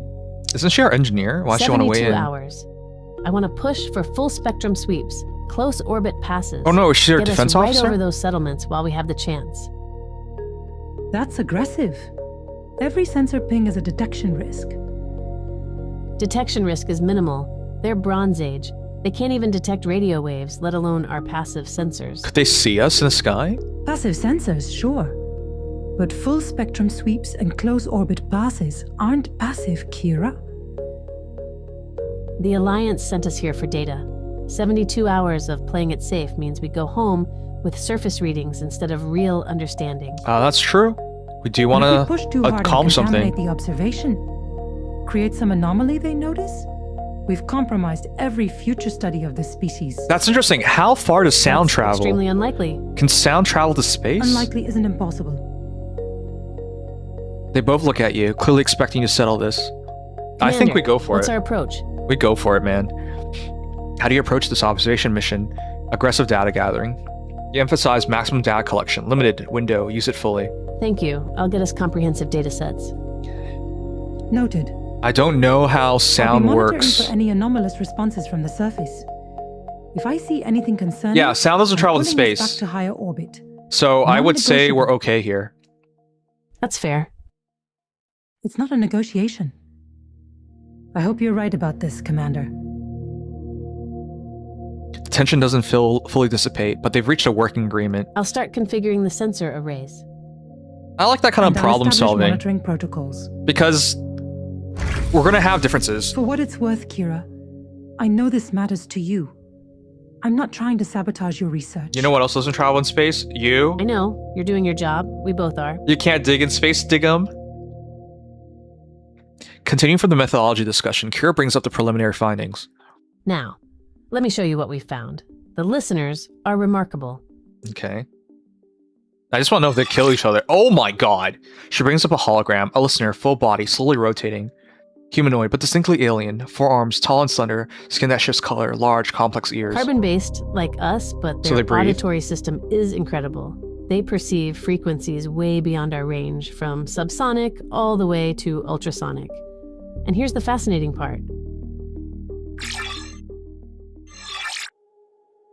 Audio waveform appears. Complex pattern stands across display. Their language isn't just musical, it is music. They use multiple tones at once, harmonic relationships, rhythmic layers. One phrase can convey emotion, information, and social context all at the same time. Recently, like less than 2 weeks ago, guys, I watched a movie about contact with aliens. I wonder if you guys have ever seen it. Arrival. And it was really interesting because the way the aliens in Arrival communicate with each other, the way they write sentences, I'm not gonna spoil anything actually. But yeah, it had Amy Adams and Jeremy Renner as the main leads. It's always interesting to see the interpretation of how aliens could speak to each other. She plays a sample. Beautiful, complex tones fill the lab. That was approximately, "Good morning, how is your garden growing?" But the tonal variations also indicate the speaker's emotional We know what they're want, saying. their Wow. social relationship to the listener, and even a subtle reference to seasonal weather patterns. In 3 seconds, they're communicating what would take us multiple sentences and nonverbal cues combined. It's elegant. English is actually one of the slower languages out there because we need so many different letters to form together words. But to do that in music, how would that even work? New images appear. Arrow views of listener settlements, curved structures, tall spirals, or organic Their flowing architecture designs. reflects this. Those spires aren't religious. They're acoustic amplifiers. The entire city is engineered for sound propagation. Imagine a civilization where every building doubles as a musical instrument. The culture is deeply communal. Their settlements center around gathering spaces where they vocalize together. We're talking citywide choirs, and decisions seem to emerge from consensus. So they have like city literally halls. harmonize to agree. Oh, that's interesting. She looks directly at you. If they maintain this trajectory, peaceful, artistic, collaborative, first contact with them could be one of humanity's greatest achievements. Oh, they're not violent like we are? She pauses, looking at the listener hologram with unusual thoughtfulness. You know, every other species we've encountered, they knew we were there. They could choose to engage with us or walk away. But this, observing a civilization that can't consent to our presence, what does that mean to you? The question hangs between you, not rhetorical. She genuinely wants your perspective. What does observing a pre-context civilization mean to you? A sacred responsibility, an anthropological opportunity, a philosophical question. It's an opportunity. You focus on scientific value, understanding pre-contact development patterns. This could teach us a lot. Every piece of data helps us understand how civilizations develop. The listeners could validate theories we've held for decades, or force us to rethink them entirely. She catches herself. So, I suppose opportunity sounds a bit clinical. They're not just data points. I have to remind myself of that sometimes. She turns back to her displays, conversation clearly still processing. Sometimes I wonder what they'd think if they knew. Would they be frightened? Excited? Would they feel violated that we watched? I suppose we'll find out. Someday, when they're ready and someone else makes first contact. If we do our jobs right, we'll have laid the groundwork. Engineering, Marcus at work. Commander, taking the walking tour? Ship's running beautifully. Fusion reactor at 97%. FTL drives cooling down nicely. We could jump again in 8 hours if we needed to. But since we're here for 72, plenty of time to pamper her. 3 years on this ship. 3 years of survey missions, mapping asteroid belts, investigating dead precursor sites, running medical supplies to frontier colonies. Good work. Important work. But this, a living, thriving culture, this is what we signed up for. This is the dream.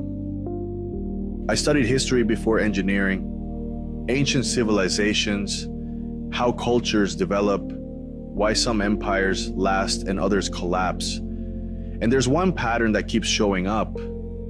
What's that? The civilizations that survive, they're the ones that learn to coexist. Oh, that's true. The ones that saw every stranger as a threat, they're gone. Yeah.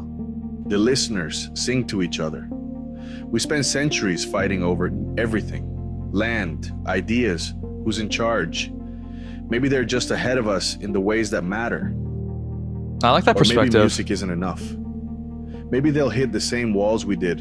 Not enough to go around, too much fear, too many reasons to fight. And maybe they'll get past it, or maybe they won't. Either way, we're here to watch, to remember.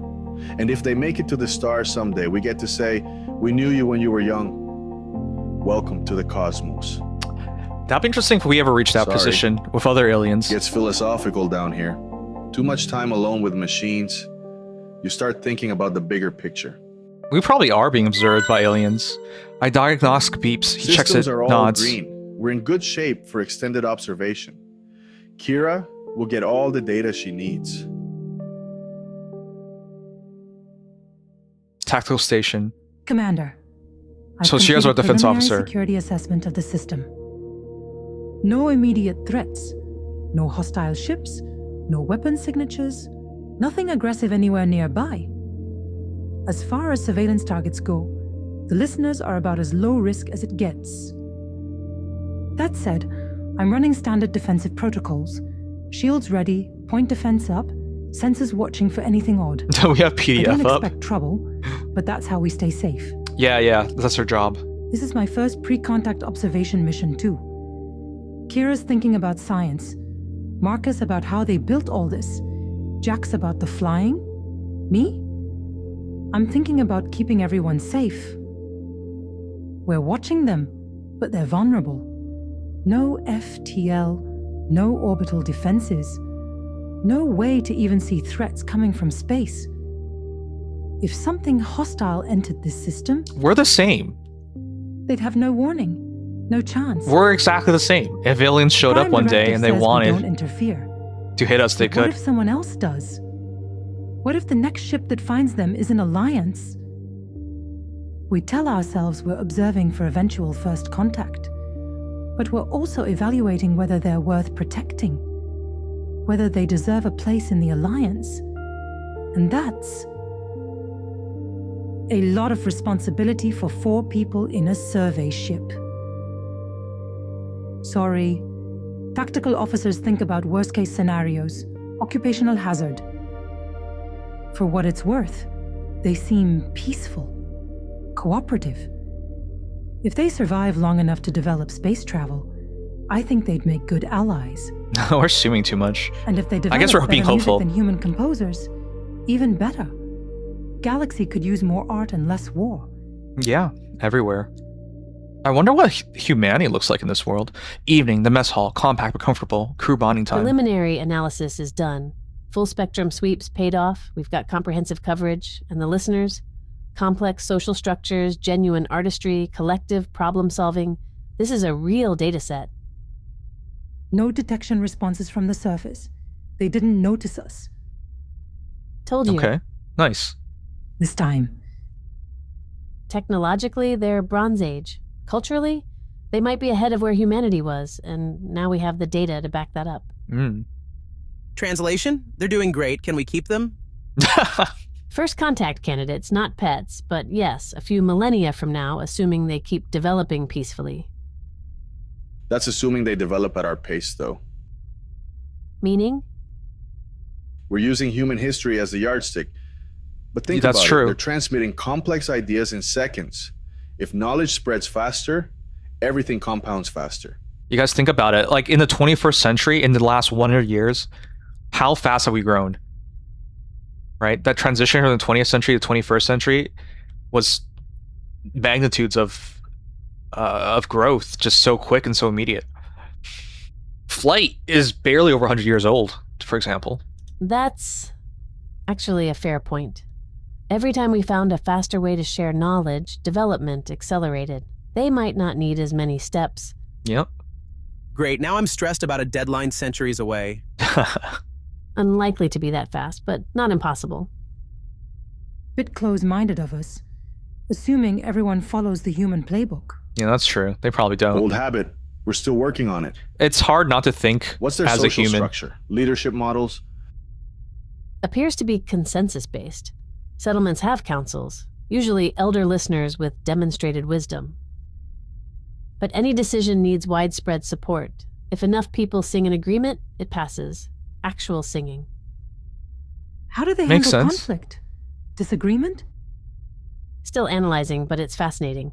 When two listeners disagree, they engage in what I'm calling a resolution duet. Okay. They take turns singing their positions, and the community doesn't just listen to the argument, they hear the emotion in the tones too. You can't separate them. That's interesting. It's not debate. It's more like presenting your logic and your feelings at the same time. Well, they're more civilized than we are. So instead of yelling at each other, they sing Yeah. at each other? Yeah, exactly. Essentially. And the community responds with their own vocalizations, supporting one side, proposing compromise, or sometimes synthesizing a third option no one had considered. They're processing collectively through sound, like distributed cognition through music. That's actually brilliant. I think his arms and fingers are actually No fully wonder their mechanical. settlements are peaceful. Hard to start a war when every argument is a public performance. Humans argue with words. Sometimes we shout, sometimes we hurt each other. But these folks, they made conflict into art. That's probably optimistic. Every society has conflict. We just haven't seen how they handle real scarcity yet. Hey, Tanuki. But their communication modality seems to promote empathy.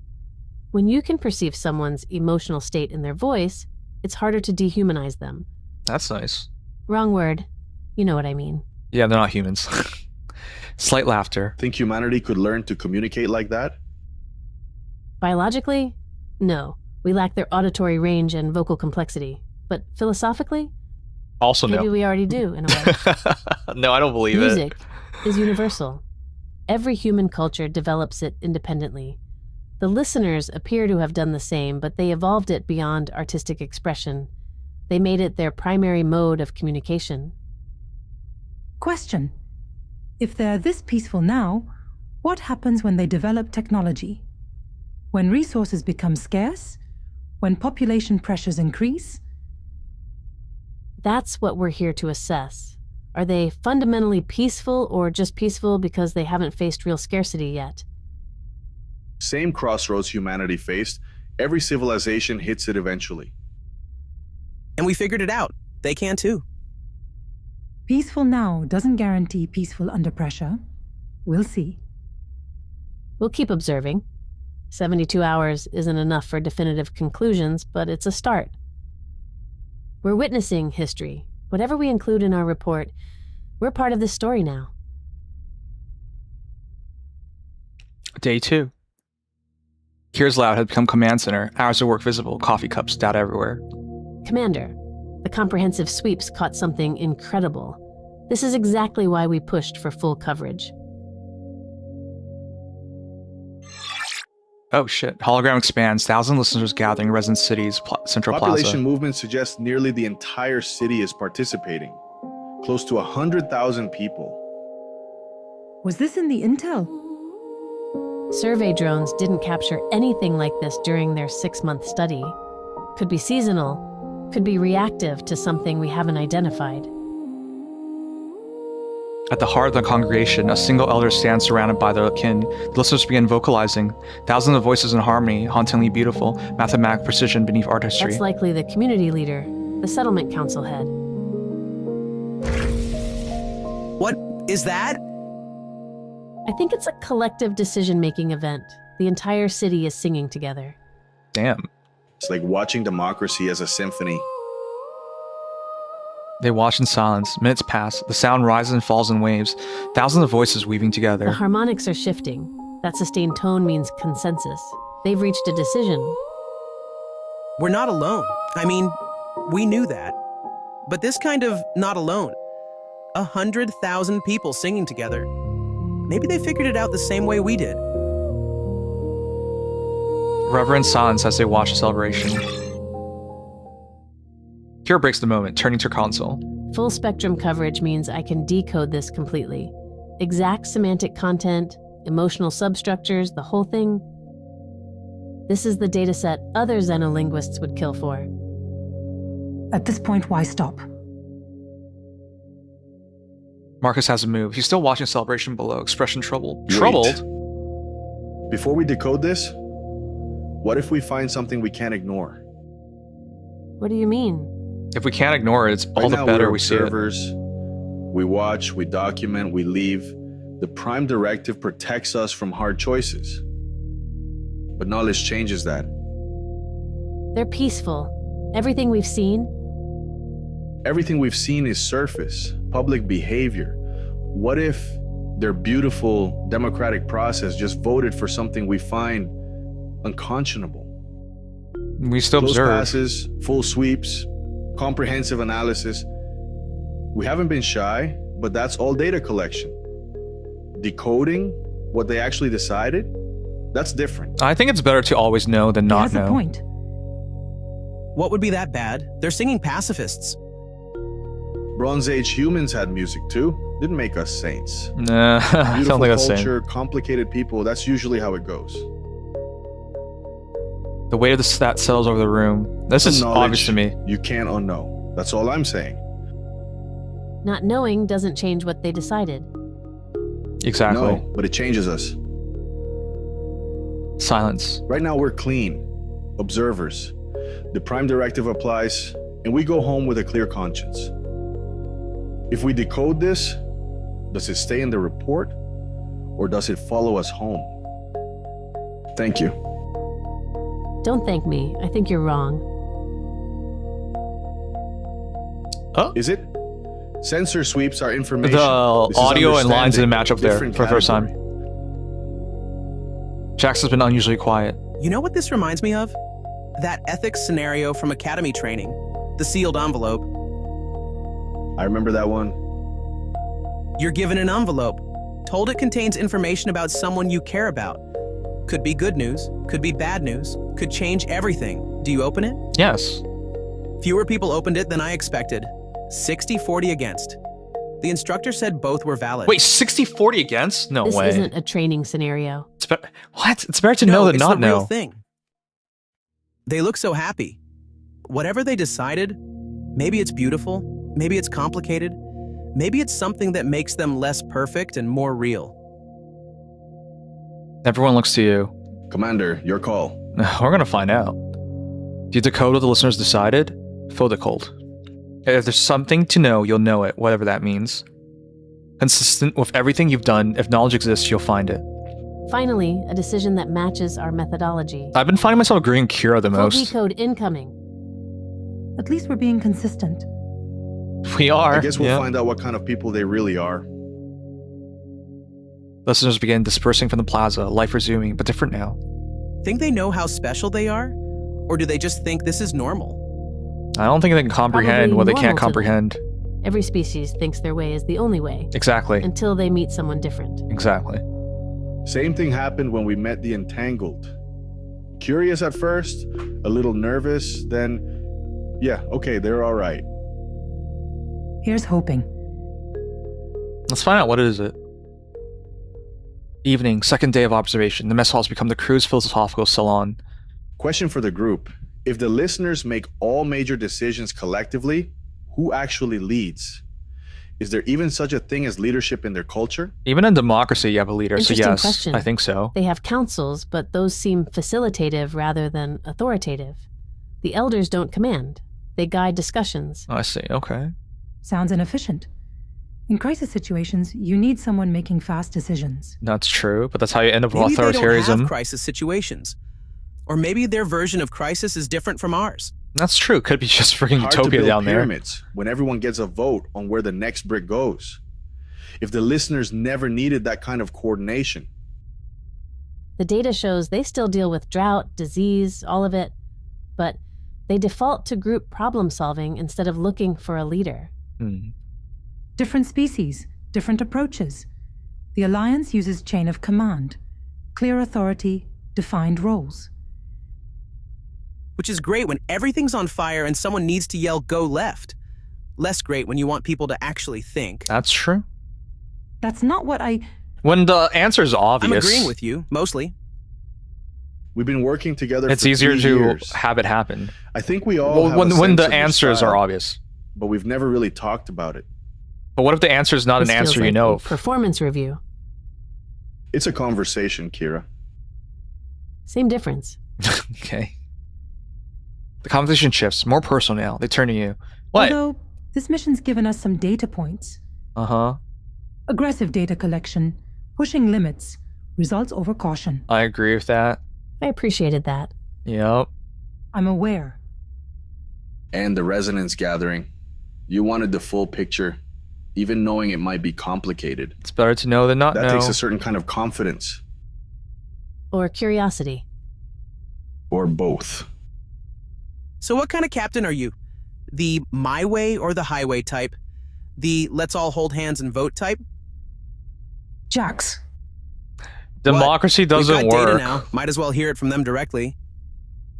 Though sometimes after you've already decided. You know, I used to believe in getting everyone's opinions. But the problem with that is people just don't want to put the effort in. So they'll agree with you, and then if things go bad, they'll later on reveal they always felt differently, thought differently, but didn't bother saying differently. Isn't that convenient? If everything works out, they'll never reveal they had doubts. And if things don't work out, they'll reveal, hey, I wanted to say this, I wanted to do this. And if sometimes it's even worse than that, where they say it would have been pointless to explain themselves or whatnot. I used to believe in always trying to like listen to everybody, but it doesn't work. Democratic consensus, valuing everyone's inputs, decisive command, listening, and then deciding, collaborative delegation, trusting the team's experiences. I believe in decisive command. This matches what they've seen. Quick decisions, clear direction, Clean, moving efficient. forward. I respect that. And consistent with this mission. Yep. Yeah, it's good, mostly. Kira's expression is neutral. Too neutral. Kira? It's fine. Sometimes the listening part feels perfunctory, like the decision's already made. That's not... I'm not criticizing.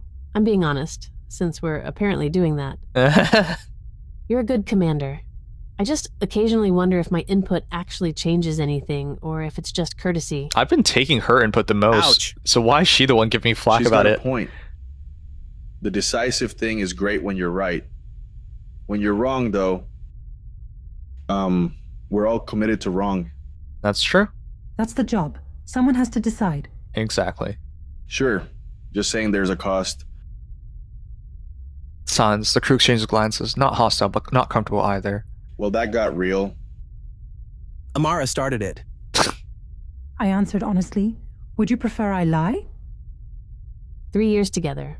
40 missions. The fact that we can have this conversation means something's working. kind of questioning it. 3 years and we still Teams don't that have can't a criticize each other break down. conclusive. Listeners could learn from us. Well, eventually. Hi, Once they develop Shazbots. space travel and meet us. Assuming humanity's still around by then. Dark, Jax. Realistic. Humanity's good at long-term planning now, but who knows what happens over the next few centuries? Could be utopia, could be collapse, could be something we haven't imagined. I don't think we plan long term for anything That's anymore. why missions Not like in this 2026. matter. Every peaceful observation, every successful first contact, every relationship we build, it's all evidence that cooperation works. She looks at a round table of unusual intensity. I just want to find out We're what not just we observing decoded. the listeners. We're proving that humanity deserves to be here, deserves to meet them someday. Heavy thoughts for dinner. Welcome to deep space, where existential philosophy is the main course. Light laughter, tension breaks. On that note, who wants dessert? I found a chocolate synthesis program that's actually good. We gotta eat chocolate. The evening winds down. Tomorrow brings the final day of observation. Late evening, bridge and night mode. Jack sits at the pilot station, staring at the view screen. Pulling a late night? Sorry, just thinking. Happens sometimes, despite my best efforts to avoid it. You ever get the feeling you've been somewhere before? Deja vu, but stronger than normal? Sure, yeah. These star charts, this system, something about it feels Familiar? familiar, which is impossible. First time Aurora's been here, first time I've been here. Probably nothing. Big mission, lot of excitement. Brain's just being weird. Maybe I ran something similar in The Sims. Or maybe when you replay this game, it's supposed to make you rethink stop being it. dramatic and fly the ship, right? Go ahead, I can take it. I can still hear it, that gathering.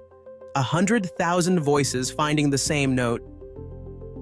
I've been to concerts, big ones. But that was something else. A whole city thinking out loud. And by the time they're ready to meet us, centuries from now, we'll all be dust. They'll have no idea 4 people in a little ship once argued about whether to listen in on their town hall. Makes you think about choices, paths, whether the universe has a plan or we're all just improvising. We're just Sorry, improvising. late night philosophy, ignore me. Shift ends in an hour. Should probably grab some sleep before tomorrow's observations. This matters, right? What we're doing out here, it actually means something? You tell him it matters. Of course it matters. Yeah, that's what I keep telling myself. Anyway, thanks for, Vague most gesture. commanders don't bother.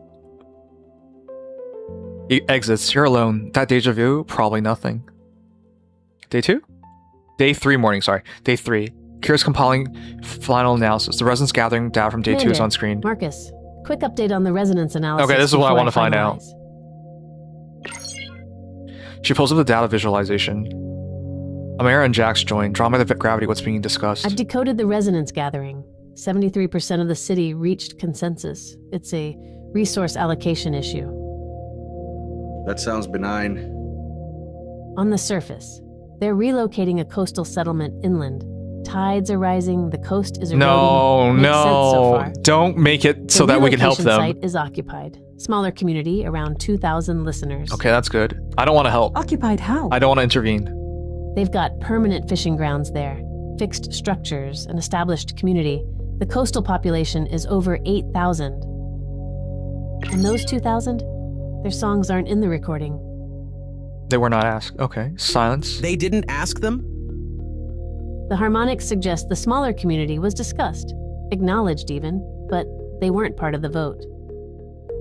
Are we sure about that? We think communally means something specific, but they're not human. Displacement might not mean to them what it means to us. It means 2,000 individuals lose their settlement. And they're not asked. Maybe. Or maybe those 2,000 are connected to the harmonic network and already know about it. Could be they abstained. We're assuming their consensus works like ours, and it might not.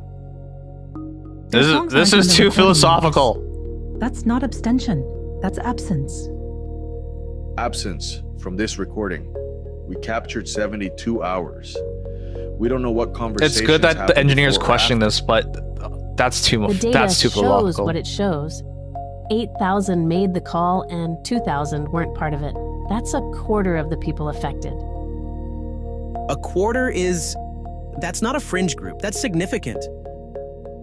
I'm not saying it's fine. I'm saying we should be careful. We've spent 3 days here. We don't understand their social contracts. And that's exactly why it matters for the report. We flag what we found, note the limitations. Then Xenocultural can decide what to make of it. Is this going in the report?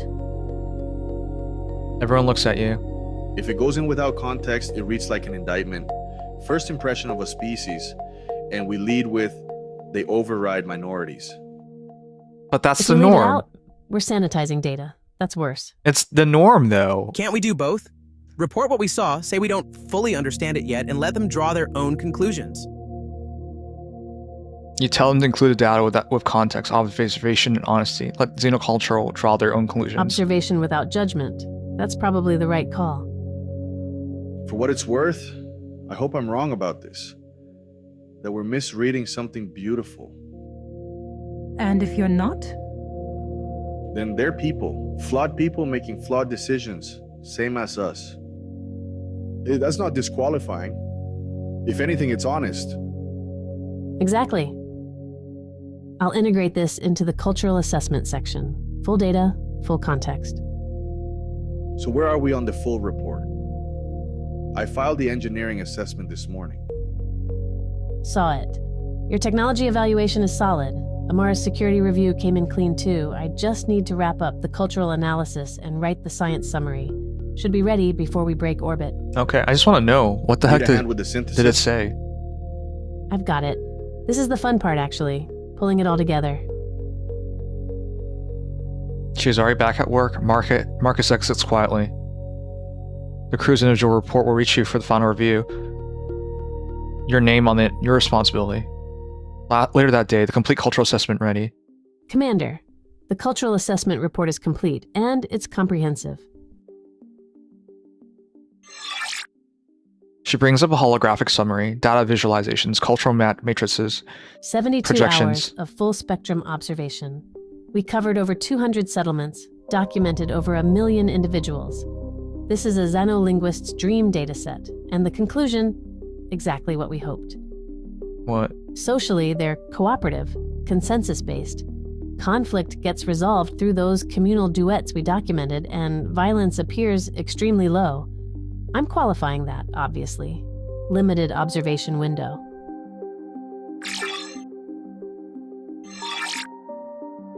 She cycles the hologram. A settlement schematic appears, overlaid with 3 days of movement data, population flows, resource routes, activity cycles. Their technology is solidly Bronze Age. Metalworking and organized agriculture with early architectural engineering. No weapon signatures worth noting. What 3 days gave us is the bigger picture. Trade networks between settlements, specialized production, resource sharing, all without currency as far as we can tell.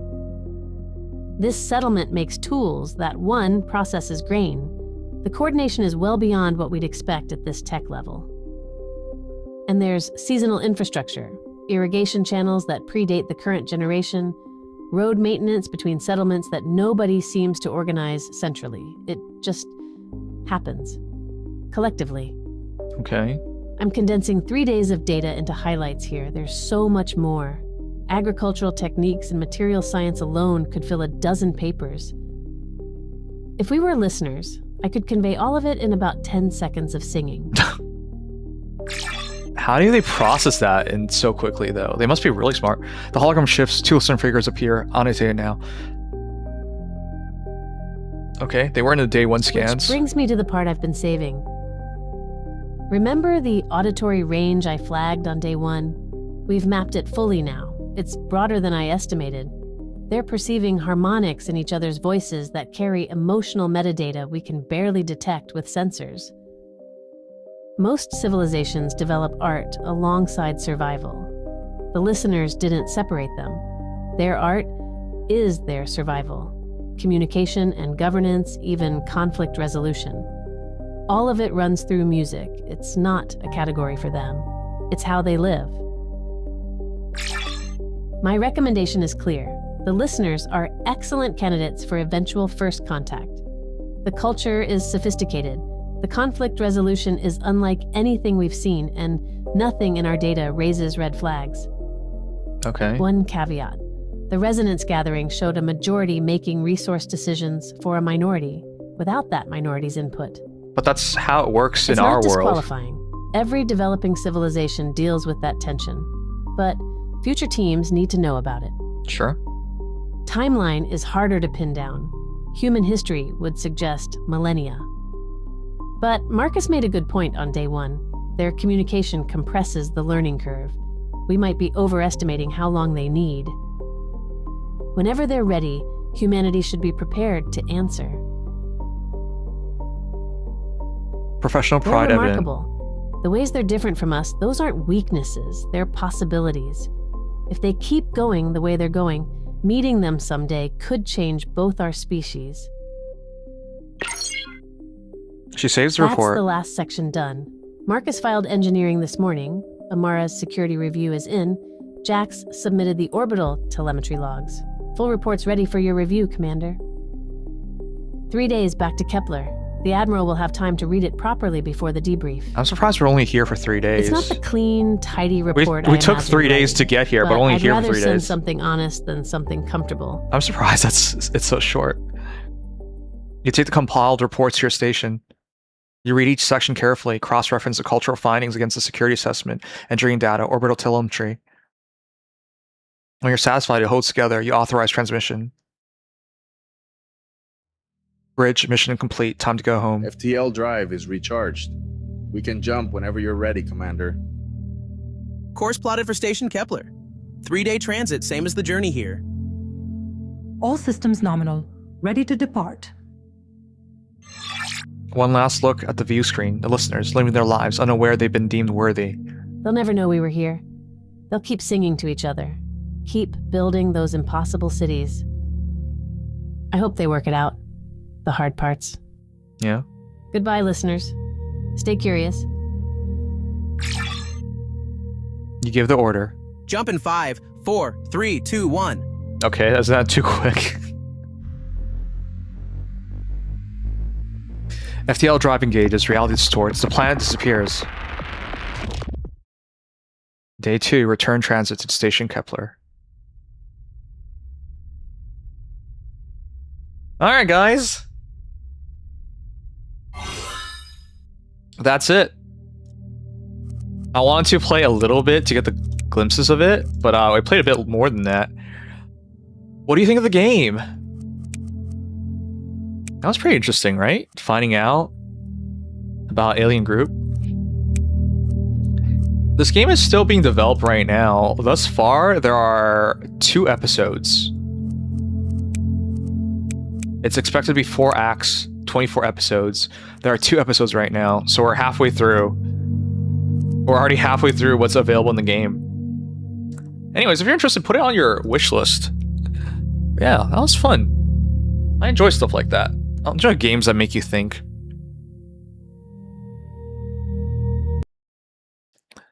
Alright. Let's raid.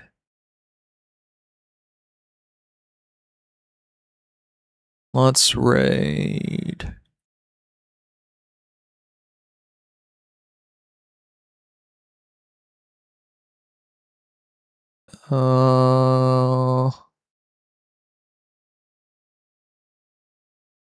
Let's trade Seafoam. It's been a while since we've seen Seafoam.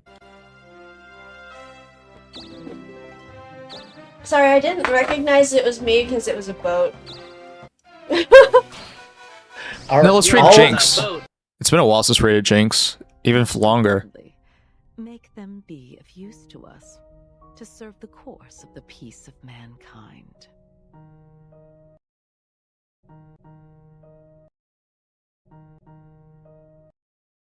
Alright, guys. That's it for the night. Kumit! I didn't know you were still here. Have a good night. Hopefully work doesn't suck. Oh. Digum says, you know what else doesn't travel through space, and never answered it. Kame said kill or love. I gotta check out what that is. I love Yandere's.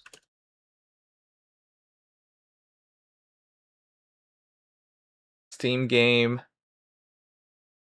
Psychological horror. Alright, I'll check it out. Free to play. Alright, guys. We'll just say Night Raid. I don't know, we're probably pretty dead for that.